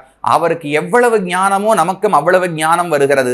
அவருக்கு எவ்வளவு ஆனந்தமோ நமக்கும் அவ்வளவு ஆனந்தம் ஏற்படுகிறது. அப்ப பகவானுக்கு நிகராக இந்த ஜீவாத்மா சில பண்புகளில், அனைத்து பண்புகளிலும் சமம்னு சொல்ல வரவில்லை, சில பண்புகளில் பரமாத்மாவுக்கு நிகராக நம்மை ஆக்குகிறாரோ இல்லையோ. அதைத்தான் ஆழ்வார் பாடுறார். தம்மையே நாளும் வணங்கி தொழுவார்க்கு தம்மையே ஒக்க அருள் செய்வர். நாம தாழ்ந்தவர்கள் தான், அவனுக்கு தொண்டர்கள் தான். ஆனா அவருடைய பெருமை என்ன தெரியுமா? எப்பவுமே ஒருத்தர் நல்ல பணக்காரர் இருக்கார், அவருக்கு நல்ல மனசுன்னு எப்ப சொல்லுவோம்? நாம் அவர் காலில் போய் விழுந்தா அவருக்கு நிகரா நம்மளை அமர்த்தி வைத்து நமக்கு கௌரவம் கொடுத்தார்னா அது ஒரு பெரிய நல்ல குணமோ இல்லையோ. அதை போல பகவான் என் காலில் விழுந்தவன் காலிலேயே இருக்கணும் நினைப்பது கிடையாது. அவனை உயர்த்தி தனக்கு சரிசமமாக ஆக்கி கொள்ளுகிறார். தம்மையே ஒக்க அருள் செய்வர். ஆதலால் அப்ப பகவான் தான் அடையப்பட வேண்டும். அவனை அடைவதற்கான அனுகிரகத்தையும் அவரே செய்வார். அப்ப இலக்கு வழி ரெண்டுமே அவர்தான். பிராப்யம் பிராபகம் இரண்டுமே அவர்தான். ஆதலால் நான் என்ன பண்ண போறேன்? தம்மையே நாளும் வணங்கி தொழுது இறைஞ்சி தம்மையே பற்றா மனத்தென்றும் வைத்தோமே. என் மனசுல நன்னா உறுதியாக ஒரு விஷயத்தை வச்சுட்டேன். என்ன விஷயத்தை? மனத்து என்றும் வைத்தோமே, இதுதான் சரி என்று முடிவெடுத்து என் மனதிலே அதை தக்க வைத்துக் கொண்டேன்னு தெரிவித்தார். என்ன வைத்துக் கொண்டார்னால், தம்மையே நாளும் வணங்கி தொழுது இறைஞ்சி. இந்த பகவானைத்தான் தினமும் சேவிக்கிறது, இவரைத்தான் பாட வேண்டும், இவருக்குத்தான் கைங்கரியம் பண்ண வேண்டும், இவரைத்தான் கடைசியில் அடைய வேண்டும். தம்மையே பற்றுனா கடைசியில் அடைய வேண்டிய இலக்கு. அப்ப இவரைத்தான் தொழுது வணங்கி பாட வேண்டும், கடைசியில் இவரையே தான் அடைய வேண்டும் என்று உறுதியாக என் மனதிலே நான் வைத்துக் கொண்டேன் என்று 5வது பாசுரத்திலே சொன்னார். அப்ப 4வது பாசுரத்திலே இவன் காட்டுவினபடியால நான் தெரிந்து கொண்டேன்னு சொன்னார். தெரிந்ததனால என்ன பயன்னு சொன்னால், பெரிய பயன், மோட்சமே கிடைக்க போகிறது. இவனையே உபாயமாக பற்றி இந்த பகவானையே நான் இலக்காக பிராப்பியமாகவும் அடையப் போகிறேன் என்று 5வது பாசுரத்திலே சொன்னார். அதுக்கு மேல தோழி கேள்வி கேட்கிறார். அதெல்லாம் சரி, அப்ப மோட்சம் கிடைத்த பிறகுதானே ஆனந்தப்படணும். சாமியாபத்தி மோட்சத்தை பகவான் கொடுப்பார் நீ சொல்லுவது உண்மை. ஆனா அங்க போனதுக்கு அப்புறம் தானே அது கிடைக்கும். நீ என்னமோ இப்பவே அது கிடைத்தது போல ஆனந்தப்படுகிறாயே. ஆனந்தம் என்பது வைகுந்தத்தை அடைந்த பிறகுதானே இருக்க வேண்டும். நீ எப்படி இங்கேயே ஆனந்தப்படுகிறாய்? அதுக்கு என்ன காரணம் என்று தோழி கேட்கிறாள். அதுக்கு அவர் சொல்றார், அதுவா, வைகுந்தத்துக்கு போன பிறகுதான் ஆனந்தம் என்பதல்ல, இங்கிருந்து கொண்டு பகவானை நினைப்பதே அவ்வளவு ஆனந்தமாகத்தான் இருக்கிறது என்று அடுத்த பாசுரத்திலே தெரிவிக்கிறார். வைத்தார் அடியார் மனத்தினில் வைத்து இன்பம் உற்றார் ஒளி விசும்பு ஓர் அடி வைத்து ஓரடிக்கும் எய்த்தாது மண்ணென்று இமையோர் தொழுதேத்தி கைத்தாமரை குவிக்கும் கண்ணன் என் கண்ணனையே. ஐயோ தோழி, அப்படி நினைக்க வேண்டாம். அவனை வைகுந்தத்தில் போய் அடைந்த பிறகுதான் ஆனந்தம் நினைக்க வேண்டாம். இப்போதே அவனை மனதிலே வைத்து நினைத்தோம் என்றால் இங்கேயே பேரின்பத்தை அடையலாம் என்று ஆழ்வார் சொல்லுகிறார். வைத்தார் அடியார் மனத்தினில் வைத்து இன்பமுற்றார். அடியார்கள், அவனுக்கு மட்டுமே நான் தொண்டன் என்று இருக்கக்கூடிய பக்தர்கள் எல்லாம் வைத்தார், பகவானை தங்கள் மனதிலே வைத்தார்கள். வைத்து மனத்தினில் வைத்து இன்பமுற்றார். அவனை மனசுல வச்ச உடனேவே ஆனந்தம் ஏற்பட தொடங்கித்து. அவனை பற்றி நினைக்க நினைக்க மேன்மேலும் ஆனந்தம் சுகத்தை கொடுக்கிறதோ இல்லையோ. அவனை பாடினாலும் சுகம். பச்சைமா மலைபோல் மேனி பவளவாய் கமலச்செங்கன் அச்சுதா அமரர் ஏரே ஆயிரந்தம் கொழுந்தே என்னும் இச்சுவை என்று ஆழ்வார் தெரிவிக்கிறார். வைகுந்தத்தில் சென்று அடையும் ஆனந்தத்தை விட இங்கு நாம சங்கீர்த்தனம் பண்ற ஆனந்தமே அதிகம் என்று தொண்டடிப்புழை ஆழ்வார் பாசுரம். நின் புகழில் வைகும் தம் சிந்தையிலும் மற்றினிதோ என்று நம்மாழ்வார் பாடுகிறார். பகவானுடைய குணங்கள் பெருமைகளை நினைத்து நினைத்து ஒரு ஆனந்தம் ஏற்படுகிறதே, அதை விட வைகுந்தம் என்பது உயர்ந்த ஆனந்தமா? எனக்கு சந்தேகமாக இருக்கிறதுன்னு ஆழ்வாருடைய பாசுரம். அப்ப வைகுந்தத்துல தான் ஆனந்தம் நினைக்க வேண்டாம், இங்கிருந்து கொண்டிருக்கும் போதே நம்முடைய மனதால் அவனை நினைத்தாலும், வாயால் அவனை பாடினாலும், நம்முடைய கைகளால் அவனுக்கு கைங்கரியம் செய்தாலும் அதை போன்ற இன்பத்தை இங்கேயே நாம் அடைந்து விடலாம். அதை பலரும் அடைகிறார்கள்னு சொல்றார். வைத்தார் அடியார் மனத்தினில் வைத்து இன்பமுற்றார். ஏன்னா பகவான் தான் இன்பத்துக்கு காரணம். ரசோ வைசா ரசகுஹ்யேவாயம் லப்த்வா ஆனந்தி பவதி ஏஷ ஆகாஷ ஆனந்தோ நஸ்யாத் ஏஷஹ்யேவ ஆனந்தயாதி என்று தைத்திரிய உபனிஷத் சொல்லுகிறது. பகவான் தான் ரசமான பொருள். அந்த ரசமான பொருளை நாம் அடைந்து விட்டால் அவரே நமக்கு ஆனந்தத்தை ஊட்டுகிறாராம். ஆனந்தயாத்தின்னு சொன்னால் இவர் மகிழ்விக்கிறார்னு அர்த்தம். ஒரு பக்தன் பகவானை நினைத்தால் அவனுக்கு எல்லா மகிழ்ச்சிகளையும் பகவான் வழங்குகிறாரோ இல்லையோ. அதனால இன்பமுற்றார். யாரை நினைக்க வேண்டும்? யாரை மனதில் வைத்து அடியார்கள் இன்பமுற்றார்கள்? அதைத்தான் பின் 3 வரிகளால தெரிவிக்கிறார். ஒளி விசும்பு ஓரடி வைத்து. திரிவிக்ரமாவதாரத்தில் ஒரு திருவடியால உயர்ந்த ஆகாசத்தை எல்லாம் அளந்தாரா? ஓரடிக்கும் எய்த்தாது மண் என்று. இன்னொரு திருவடிக்கு ஐயோ இந்த மண்ணே போராது, ஒரு திருவடி மேல இருக்கிற உலகங்களை எல்லாம் அளந்து விட்டது, இன்னொரு திருவடி இந்த கீழ் உலகத்தை அளக்க வேண்டும், ஐயோ இது போறவே போராது, இவர் திருவடிக்கு இதை போல இன்னும் எவ்வளவோ இடம் வேண்டும், இந்த மண்ணு என்பது ரொம்ப சின்னதா இருக்கு, அவருடைய திருவடியை வைப்பதற்கு இது இடமே போராது என்று தேவர்கள் எல்லாம் கொண்டாடினார்களாம். எய்த்தாது, எய்த்தாதுன்னா போதாதுன்னு அர்த்தம். எய்த்தாது மண் என்று ஓரடிக்கும். இன்னொரு திருவடியை வைக்கிறதுக்கு இந்த மண்ணே போராதே, இந்த பூமியே போராதே என்று இமையோர் தொழுதேத்தி கைத்தாமரை குவிக்கும். அப்படி இமையோர்கள் நித்தியசூரிகள் தேவர்கள் எல்லாம் கைகூப்பி கைத்தாமரை குவிக்கும். கையை இப்படி ஒரு மொட்டித்த தாமரை போல அஞ்சலி ஹஸ்தமாக வணங்கி எல்லாரும் பாடினார்கள். அப்படிப்பட்ட கண்ணன் என் கண்ணனையே.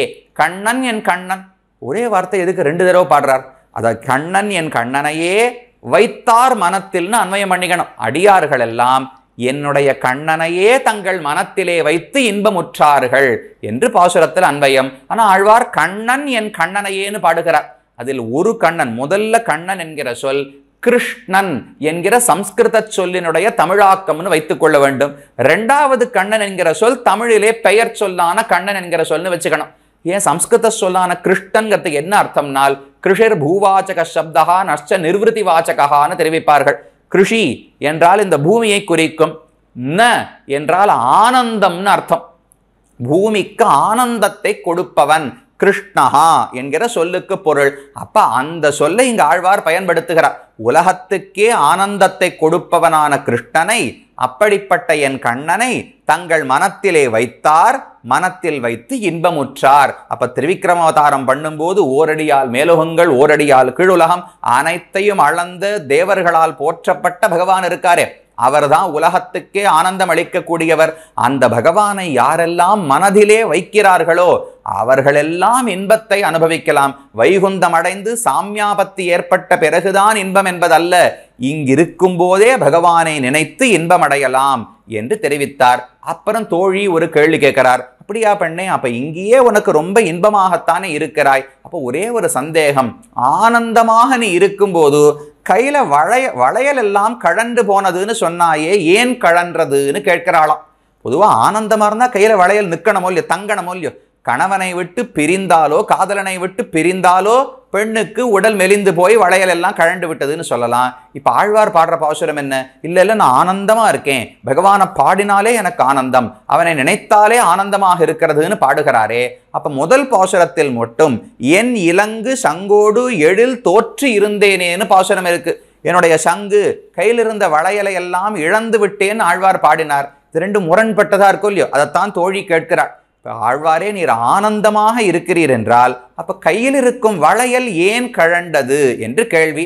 அதுக்கு அடுத்த பாசுரத்தில் பதில் சொல்லுகிறார். கண்ணன் மனத்துள்ளே நிற்கவும் கைவளைகள் என்னோ கழன்ற இவை என்ன மாயங்கள், பெண்ணானோம் பெண்மையோம் நிற்க அவன்மேய அண்ணல் மலையும் அரங்கமும் பாடோமே என்று அடுத்தது 7வது பாசுரத்தில் தெரிவிக்கிறார். ஆமாம் பெண்ணே, எனக்கே அது புரியவில்லைன்னு ஆழ்வார் பதில் சொல்றார். இது என்ன மாயமோ தெரியவில்லை, நான் கண்ணனை மனதால் நினைத்து ஆனந்தமாகத்தான் இருக்கிறேன், ஆனா என்னமோ கையில வளையல் கழண்டு கொண்டே இருக்கிறது. கண்ணன் மனத்துள்ளே நிற்கவும் கைவளைகள் என்னோ கழன்ற. கண்ணன் மனசுக்குள் இருந்தா உண்மையா ஆனந்தம் தான் ஏற்பட வேண்டும்.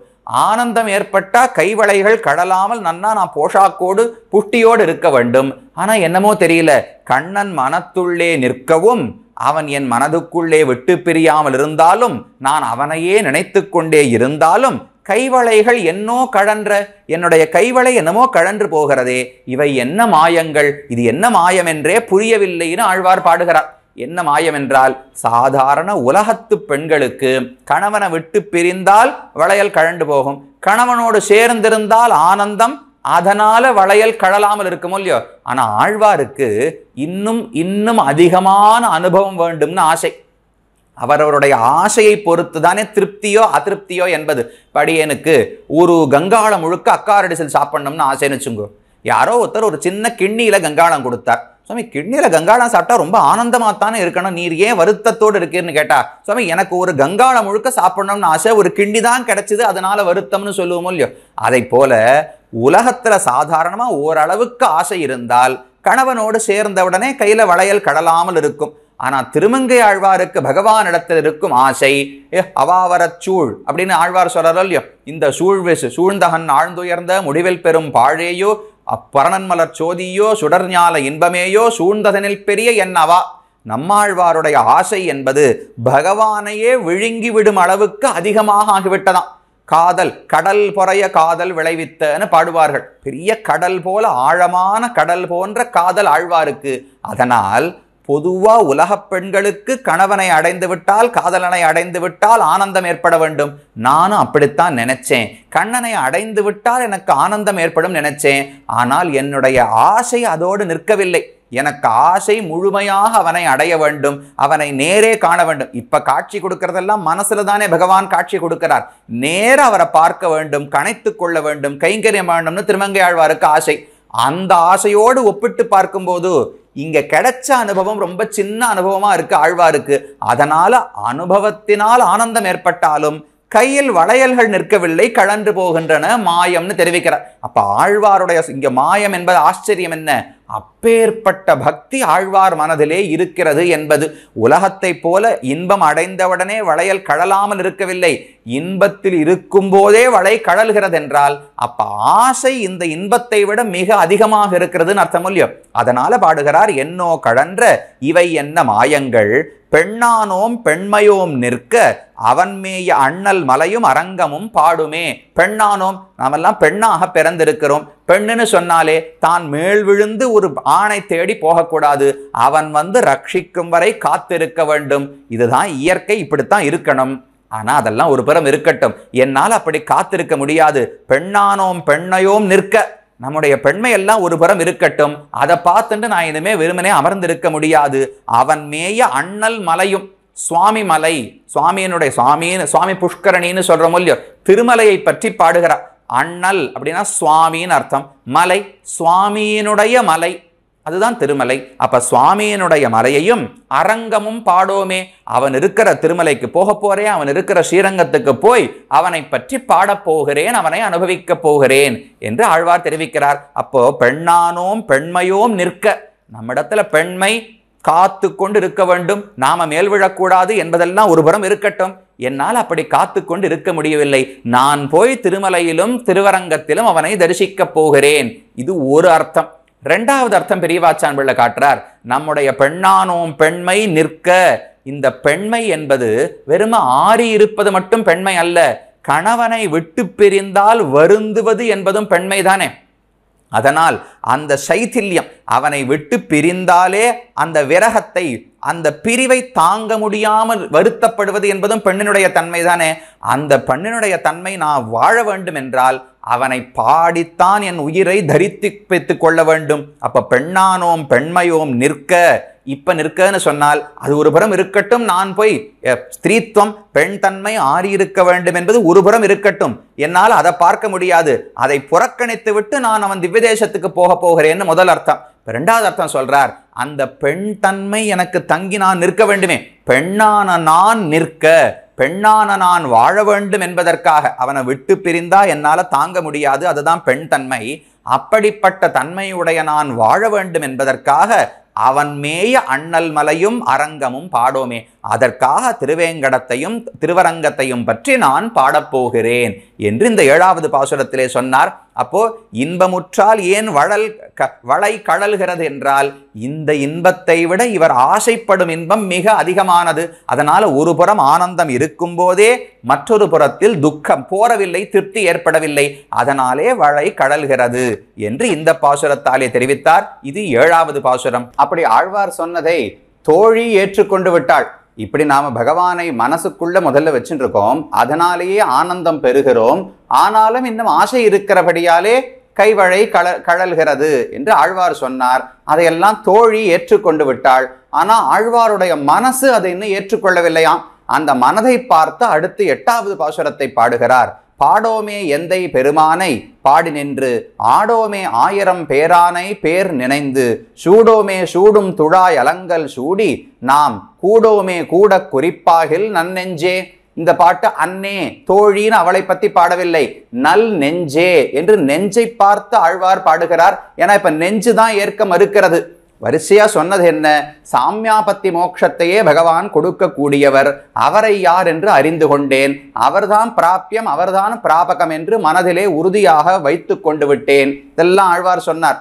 சரி, அப்ப வைகுந்தம் கிடைத்த பிறகுதானே ஆனந்தம் என்று தோழி கேட்க, இல்லை இல்லை, இங்கு இருக்கும் போதே ஆனந்தம் அடையலாம், இங்கேயே பிரம்மத்தை பற்றி நினைத்து பரமாத்மாவினுடைய குணங்களை நினைத்து பாடி ஆனந்தப்படலாம் என்று தெரிவித்தார். அப்போ தோழி ஏற்றுக்கொண்டு விட்டாள். ஆனா மனசு இன்னும் ஏற்கவில்லை. நமக்கெல்லாம் அந்த சாமியாபத்தி மோட்சம் கிடைக்குமா, பகவானுடைய முழுமையான அனுபவம் நமக்கு கிடைக்குமா என்று சந்தேகத்தோடு இருந்ததாம். அதுக்கு இந்த 8வது பாசுரத்தை சொல்றார். பாடோமே எந்தை பெருமானை. பகவானுடைய நாமங்களை நாம் என்ன பாடாமல் இருக்க போகிறோமா? கண்டிப்பாக பகவானுடைய நாமங்களை பாடி அதனாலே மகிழ்ச்சி அடைய போகிறோம். பாதேயம் பொண்டரீகாட்ச நாம சங்கீர்த்தனாமிருதம்னு தெரிவிப்பார்கள். இந்த உலகத்தில் ஒரு பக்தன் வாழும்போது அவனுக்கு உணவாக இருக்க வேண்டியதே பகவானுடைய நாம சங்கீர்த்தனங்கள் தானா. உண்ணானாள் பசியாவதொன்றில்லைன்னு பெரியாழ்வார் பாசுரம். உண்மையா உணவு உண்ணாத நாள், பசி இருக்கிற நாள், பட்டினி நாள் கிடையாது. நமோ நாராயணன்னு ஓவானாள் அன்றெனக்கவை பட்டினி நாளேன்னு பாடுகிறார். நாராயணான்னு ஒரு நாமத்தை ஒரு நாள் சொல்லாமல் போனால் அன்னைக்குத்தான் உண்மையா வறட்சி, பஞ்சம், பட்டினி, துக்கம் எல்லாமே இருக்க வேண்டும். அப்ப அந்த பகவானுடைய நாமங்களை பாடாமல் இருந்து விடுவோமா? அது முதல் படி. மனசுக்கு பார்த்து ஆழ்வார் அதுக்கு ஆறுதல் சொல்றார். நீ கவலைப்படாத, நம்ம என்ன பகவானுடைய நாமங்களை பாடாமல் இருந்து விடுவோமா? பாடி ஆனந்தப்பட போகிறோம். எந்தை பெருமானை பாடோமே. ஏன்னா வைகுந்தத்துக்கு போன பிறகும் ஏதத் சாமகாயன் ஆஸ்தே என்று உபனிஷத்து சொல்லுகிறது. வைகுந்தத்துக்கு போய் பகவானை கண்டால் கண்ட ஆனந்தத்துல எல்லாரும் பாடுவார்களாம், சாமகானம் செய்வார்களாம். அதை போல நாம இங்கேயே பகவானை பற்றி பாடுவோம். எந்தை பெருமானை பாடி நின்று ஆடோமே. அந்த பகவானை பற்றி பாட பாட வெறும் பாட்டோடு நிறுத்தி கொள்ள முடியாது. அந்த ஆனந்தம் மிகுதியாக ஒரு இடத்தில் அமர முடியாமல் எடுத்து ஆடணுமா. கும்பிடு நட்டமிட்டாடி கோகு கட்டுண்டுழலாதார் என்று ஆழ்வார் 10 பாசுரங்கள் நம்மாழ்வார் பாடுகிறார். மொய்மாம் பூம்பொழில் பொய்கை என்று பகவானை பற்றி நினைக்கணும், நாம சங்கீர்த்தனம் பண்ணணும், எழுந்து கூத்தாட வேண்டும் என்று ஆழ்வாருடைய சித்தாந்தம். அப்படி பாடி நின்று ஆடோமே. அவனை பற்றி ஆடாமல் இருந்து விட போகிறோமா? 1000 பேரானை பேர் நினைந்து சூடோமே சூடும் துழாய் அலங்கல். அந்த பகவான் சூடி களைந்த திருத்துழாய் இருக்கே, அந்த திருத்துழாயை வாங்கி கொண்டு அவனுடைய பெயரை சிந்தித்து கொண்டே நாமும் அதை சூடிக்கொள்ள போகிறோம். அப்ப எத்தனை ஆனந்தம் இருக்கு! பாடுகிற ஆனந்தம், அதுக்கு மேல அவனை நினைத்து ஆடுகிற ஆனந்தம், அவன் சூடிக்களைந்த சேஷமான பிரசாதத்தை நாம் சூடிக்கொள்ளக்கூடிய ஆனந்தம். இந்த ஆனந்தங்களை எல்லாம் அடைய போகிறோம். அதுக்கு மேலே நாம் கூடோமே கூட குறிப்பாகில் நன்னெஞ்சே. நாம் கூடோமே. இதெல்லாம் பண்ணா பகவானை அடையாமலா போய்விடப் போகிறோம்? கண்டிப்பாக அடைவோம். நாம் கூடோமே. கூடோமேன்னு சொன்னா கூடாமல் இருப்போமா? கண்டிப்பாக கூடுவோம் என்று அர்த்தம். ஆனா அதுக்கு மேல ஒரு வார்த்தை சேர்த்தார். கூட குறிப்பாகில். குறிப்புனா எண்ணம்னு அர்த்தம். கூடுவதற்கான எண்ணம் இருந்தால் கூடாமல் இருக்க போகிறோமா என்று ஆழ்வாருடைய பாசுரம். இது யாருடைய எண்ணம்? கூட வேண்டும் என்கிற எண்ணம் நமக்கு இருக்கணுமா, பகவானுக்கு இருக்கணுமான்னா 2 பொருள்களையுமே பெரியவாச்சான் பிள்ளை தெரிவிக்கிறார். முன் பாசுரத்துல 2 பொருள் சொன்னாரா? பெண்ணானோம் பெண்மையோம் நிற்க அவன்மேய அண்ணல் மலையும் அரங்கமும் பாடோமே. இது 7வது பாசுரத்துல சொன்னார். அதுக்கு ரெண்டு வியாக்கியானம் செய்தார் பெரியவாச்சான் பிள்ளை. ஒண்ணு, நான் பெண்ணு தான், ஆறி இருக்க வேண்டும், பகவான் வரும் வரை காத்திருக்க வேண்டும், அது கிடக்கட்டும், அந்த பெண்மை ஒருபுறம் இருக்கட்டும், என்னால அந்த பெண்மையை பார்த்து கொண்டு ஆறி இருக்க முடியவில்லை, அவன் இருக்கிற திவ்யதேசத்துக்கெல்லாம் போய் அவனை தரிசித்து பாடப்போகிறேன். இது முதல் அர்த்தம். பெண்மையை விட்டு அதை புறக்கணித்து விட்டு நான் பகவானை தேடி நான் முயற்சி செய்து போய் பாடப்போகிறேன், இது முதல் அர்த்தம் சொன்னாரா? அந்த அர்த்தத்துக்கு ஏற்ப இந்த பாசுரத்தை பார்த்தோம்னால் கூட குறிப்பாகில், கூடுவதற்கான எண்ணம் இருந்தால் கூடலாம்னு சொன்னால் அந்த எண்ணம் நம்முடைய எண்ணம்னு அர்த்தம். பகவானை கூட வேண்டும் என்றால் அதற்கு தகுந்த அளவுக்கு பரபக்தி, பரஞானம், பரமபக்தி என்று உயர்ந்த பக்தியின் நிலைகள் வேண்டுமோ இல்லையோ, அவ்வளவு ருச்சி, அவ்வளவு ஆசை பகவானிடத்தில் நமக்கு ஏற்பட்டால் கூடோமே, கண்டிப்பாக அவனோடு சேரத்தான் போகிறோம். இது முதல் யோஜனை. முன் பாசுரத்திலும் இந்த பாசுரத்திலும் முதல் அர்த்தம். முன் பாசுரத்துல இரண்டாவது அர்த்தம் சொன்னாரே, நம்முடைய பெண்மை கிடக்கட்டும், நான் போய் பாடப்போகிறேன் அர்த்தம் கிடையாது. பெண்மைன்னு சொன்னாலே பிரிவை தாங்க முடியாமல் இருப்பது.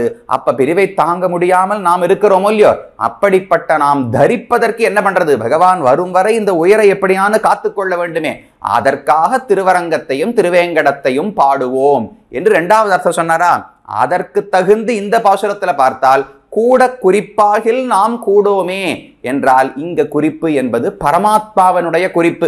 நாம் இந்த அவனை விட்டு பிரிந்து தாங்க முடியாமல் நாம சங்கீர்த்தனம் செய்து கொண்டிருப்போம், அந்த ஆனந்தத்தோடு நாம் இருப்போம். அதுக்கு மேல நான் எந்த முயற்சியும் செய்ய மாட்டேன், அவனுக்கு கூட குறிப்பாகில் நாம் கூடோமே, அவன் என்னை சேர்த்து கொள்ள வேண்டும், என்னை அடைய வேண்டும்னு பரமாத்மா நினைத்தால் அப்போது அவனையும் அடைய போகிறோம். அப்ப பாடப்போகிறோம், அது உறுதி. அதை நினைத்து ஆடப்போகிறோம் என்பது உறுதி. அவனுடைய திருத்துழாய் பிரசாதத்தை வாங்கி சூடிக்கொள்ளப் போகிறோம் என்பது உறுதி. அதுக்கு மேல பகவானுக்கு எண்ணம் இருந்தால், அவன் அதற்கு இசைந்தால் அவனையும் கூட போகிறோம். இது இரண்டாவது அர்த்தம். முதல் அர்த்தத்தில் என்னால பெண்மையை பார்த்து ஆறி இருக்க முடியாது, நாம் போய் பகவானை பாடப்போகிறேன்னு ஏழாவது பாட்டு. அதே போல எட்டாவது பாட்டுல படிச்சா அப்ப நமக்கு பக்தி வளரணும்.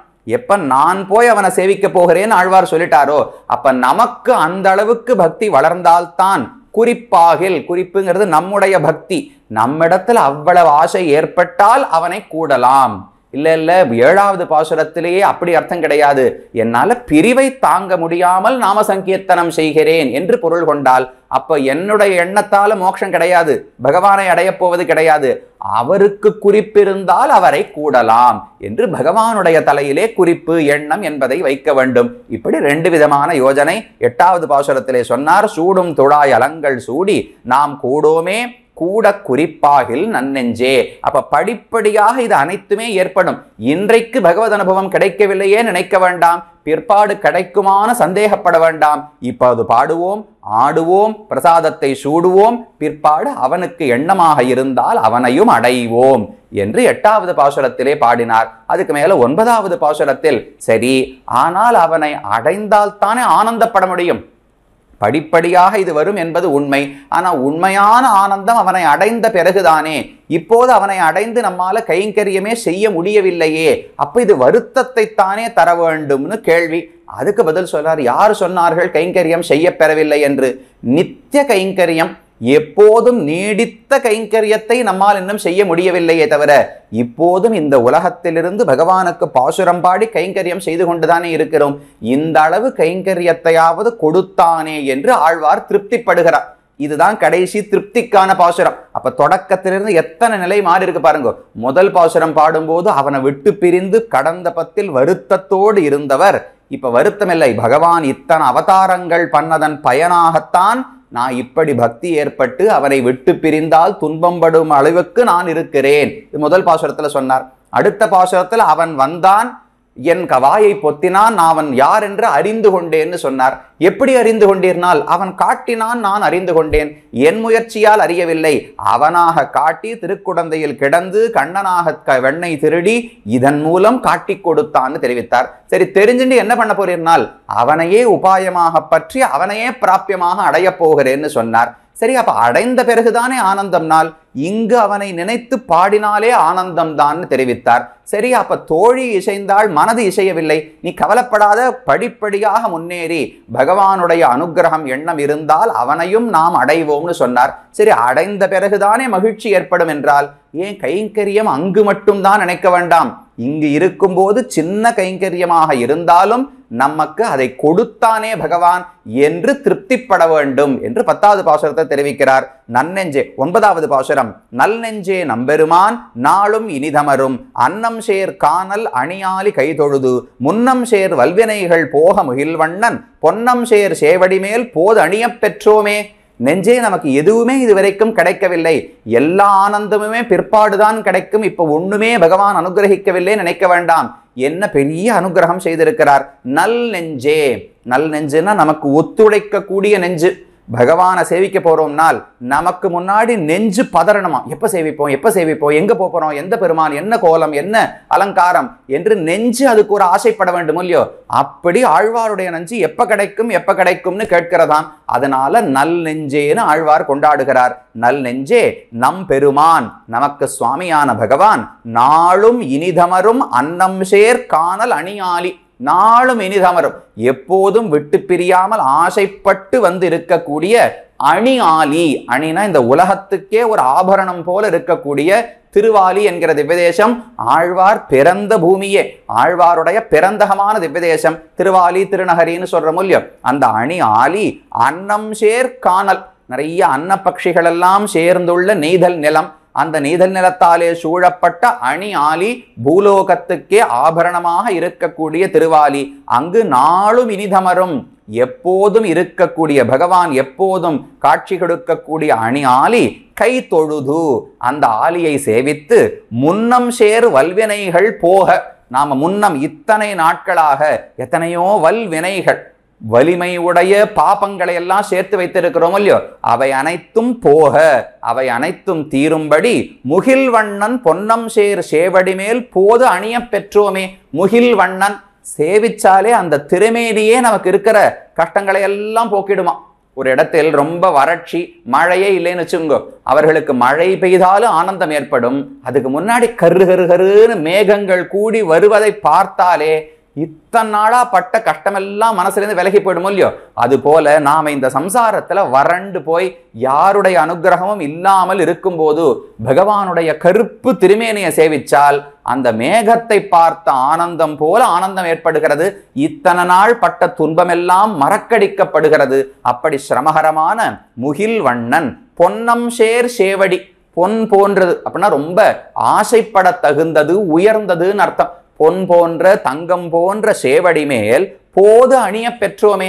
அவன் திருத்துழாய் என்ன புஷ்பங்களை திருவடிகளிலே சூடி இருந்தானோ அதை வாங்கி அணிந்து கொள்ளக்கூடிய பேரு, அந்த ஒரு பாக்கியத்தை நாம பண்ணிருக்கோம் இல்லையோ. அப்ப ஒண்ணுமே ஆனந்தம் இல்லை, இப்போது எந்த பாக்கியமுமே நமக்கு இல்லை, எல்லாமே வைகுந்தத்தில் தான், அவனை அடைந்த பிறகுதான் நினைக்க வேண்டாம். இப்போதே அவனுடைய பிரசாதம் திருத்துழாய் புஷ்பத்தை நாம் அணிய பெற்றோம். அது ஒரு உபலட்சணம். போதணிய பெற்றோமேன்னு சொன்னால் அதோடு என்னென்ன கைங்கரியங்கள் ஆழ்வார் வாச்சிக்கமாக என்னென்ன பாசுரங்களை பாடி கைங்கரியம் பண்றாரோ அதுவும் பகவானுடைய அனுகிரகம் தானே. அப்ப இப்ப கிடைத்த அனுபவத்துக்கு ஆழ்வார் திருப்திப்படுகிறார் என்பது 9வது பாசுரம். அப்ப மனசுக்கு ஜாகிரதப்படுத்துறார், ஆஸ்வாசப்படுத்துறார். அங்கு போய்தான் ஆனந்தம், இங்கு அனுகிரகம் இல்லை நினைக்க வேண்டாம்.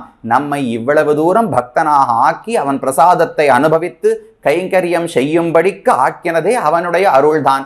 அந்த பாக்கியத்தை அனுகிரகத்தை நாம் பெற்றிருக்கிறோம் என்று 9வது பாசுரத்தாலே தெரிவித்தார். இனி கடைசி 10வது பாசுரம் பலஸ்ருதியாக கூறுகிறார்.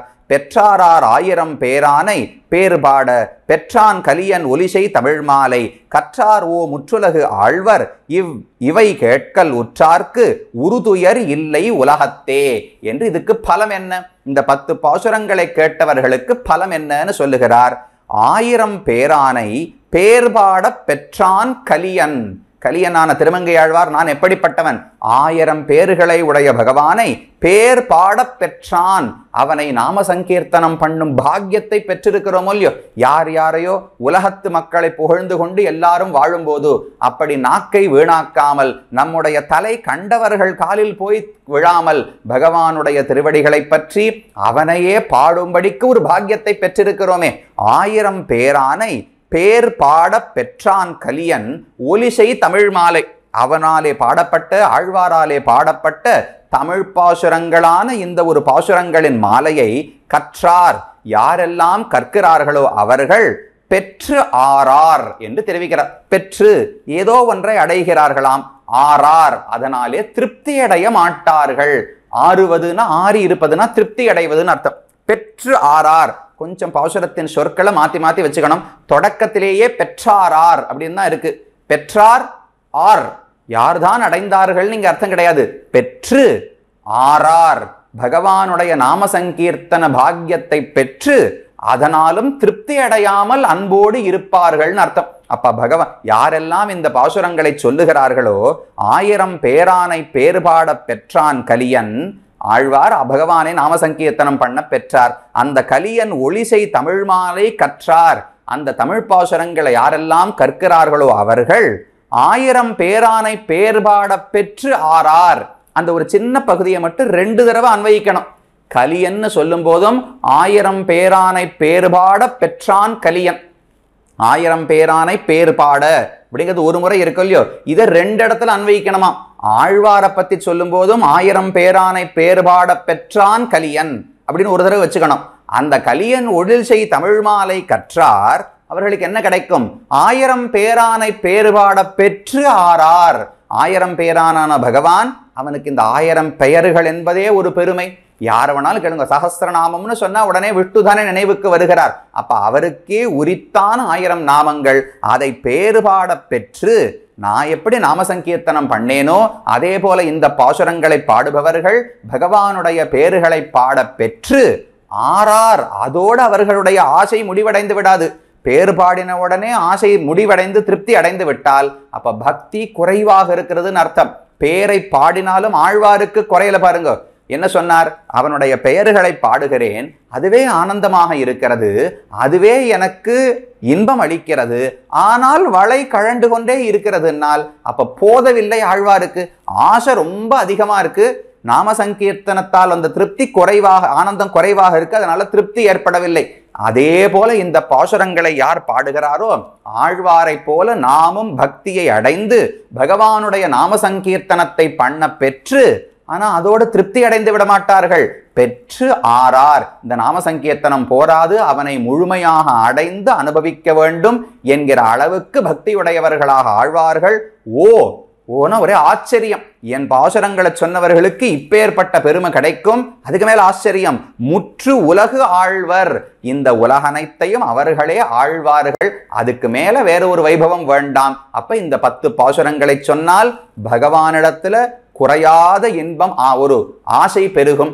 அந்த ஆசைக்கு போக்கு வீடாக நாம சங்கீர்த்தன பாக்கியமும் கிடைக்கும். ஆனா அதோடு போரும் என்கிற திருப்தி ஏற்படாமல் இன்னும் இன்னும் பகவானை அனுபவிக்க வேண்டும் என்கிற ஆசை பிறக்கும். இது எல்லாம் ஒரு புறம் பாடுபவர்களுக்கு சொன்னார். சரி சாமி, நாங்க பாடவில்லை, பாடுவதை கேட்டால் ஏதாவது பலம் உண்டானால் அதுக்கு சொல்றார், இவை கேட்கல் உற்றார்க்கு உரு துயர் இல்லை உலகத்தே. இந்த பாசுரங்களை கேட்டவர்கள் இருந்தாலும் கூட உரு துயர், அவர்கள் அனுபவித்தே ஆக வேண்டும் என்கிற பயம், துயரம் இந்த உலகத்தில் எதுவுமே இருக்காது. அவர்கள் பயங்கள் எல்லாம் துயரங்கள் எல்லாம் ஓட்டப்படும் இந்த பாசுரத்தை கேட்ட மாத்திரத்திலேயே என்று திருவங்கையாழ்வார் பலஸ்ருதி சொன்னார். அப்ப 10 பாசுரங்களாலே பகவானை விட்டு பிரிந்து முதல்ல அவர் நம்மை வந்து அடைய வேண்டும்னு இருந்தார். அவன் வரவில்லை. சரி, நாம் போய் அவனை அடைவோம்னு 2ஆம் திருமொழியிலே முயற்சி செய்தார். அவர் முயற்சி செய்கிறார்னு தெரிந்தவுடனே பதறிப்போய் பகவான் வந்து தனக்கு ஆழ்வாரை விட்டு பிரிந்தால் வாழ முடியாது, அவருடைய திரவியம் இருந்தால் தான் தன்னால் வாழ முடியும். இத்தனை அவதாரங்கள், இத்தனை சேஷ்டிதங்களை பண்ணதும் ஆழ்வாரை கவர்ந்து பக்தனாக்கிக் கொள்வதற்காகத்தான் என்பதையெல்லாம் பகவான் காட்ட அதையெல்லாம் அனுசந்தித்தார். அந்த அனுசந்தானம் ஆனந்தத்தை கொடுத்தது. ஆனா அது போதாதபடியால மறுபடியும் வருத்தப்பட்டார். ஆனா வருத்தத்தோடு முடித்து விடாமல், இந்த மட்டுமாவது பகவானிடத்தில் ஈடுபாடு உடையவனாக என்னை ஆக்கினாரே, அதுவரைக்கும் எனக்கு திருப்தி, இந்த கைங்கரியத்தையாவது கொடுத்தானே என்று ஆனந்தமாக இந்த பாசுரத்தை முடித்து, இந்த பாசுரங்களை சொல்பவர்களும் ஆழ்வாரை போல பக்தர்களாக ஆவார்கள் என்று கூறினார். இது 11ஆம் பத்தினுடைய 3ஆம் திருமொழியினுடைய அர்த்தம். இப்படி அழகான அர்த்தங்களை நமக்கு வருஷித்த கலியனான திருமங்கையாழ்வார் திருவடிகளுக்கு பல்லாண்டு பாடிக்கொண்டு இந்த அர்த்தங்களையெல்லாம் நமக்கு காட்டிக் கொடுத்த வியாக்கியான சக்கரவர்த்தியான சுவாமி பெரியவாச்சான் பிள்ளை என்ன மற்றும் உண்டான பல ஆச்சாரியர்கள் என்ன அவர்களுக்கும் கிருத்தஜதையை தெரிவித்துக் கொண்டு அடியேனுக்கும் உங்களுக்கும் இதை பேசியும் கேட்பதற்கும் வாய்ப்பளித்தமைக்கு ஸ்ரீமத் வேதமார்க்க பிரதிஷ்டாபனாச்சாரிய உபய வேதாந்தாச்சாரியராய் பரமஹம்ச பரிப்ராஜகாச்சாரியராய் எழுந்தருளை இருக்கும் ஸ்ரீ யதுகிரி யதிராஜ நாராயண ராமோனந்த ஜீயர் சுவாமியின் திருவடி தாமரைகளுக்கும் கிருத்தஜதையும் பல்லாண்டையும் பாடிக்கொண்டு அமைகிறேன், க்ஷமிக்க பிரார்த்திக்கிறேன். ஸ்ரீமதாலி ஸ்ரீநகரி நாதாய கலிவைரிணே சதுஷ்கவி பிரதானாய பரகாலாய மங்களம். ஸ்ரீமன் மகாபூதபுரே ஸ்ரீமத்கேசவ யஜ்வன காந்திமத்யாம் பிரசூதாய யதிராஜாய மங்களம்.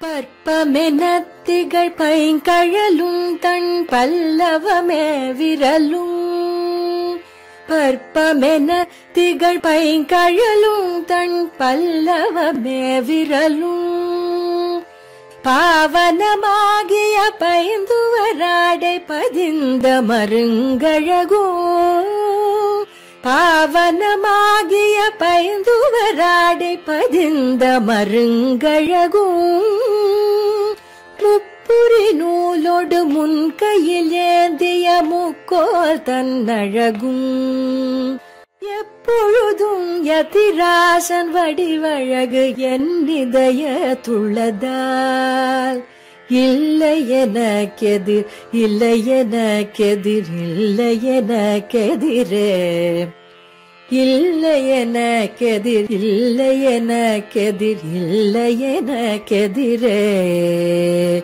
இல்லை எனக்கெதிரே இல்லை எனக்கெதிரே இல்லை எனக்கெதிரே.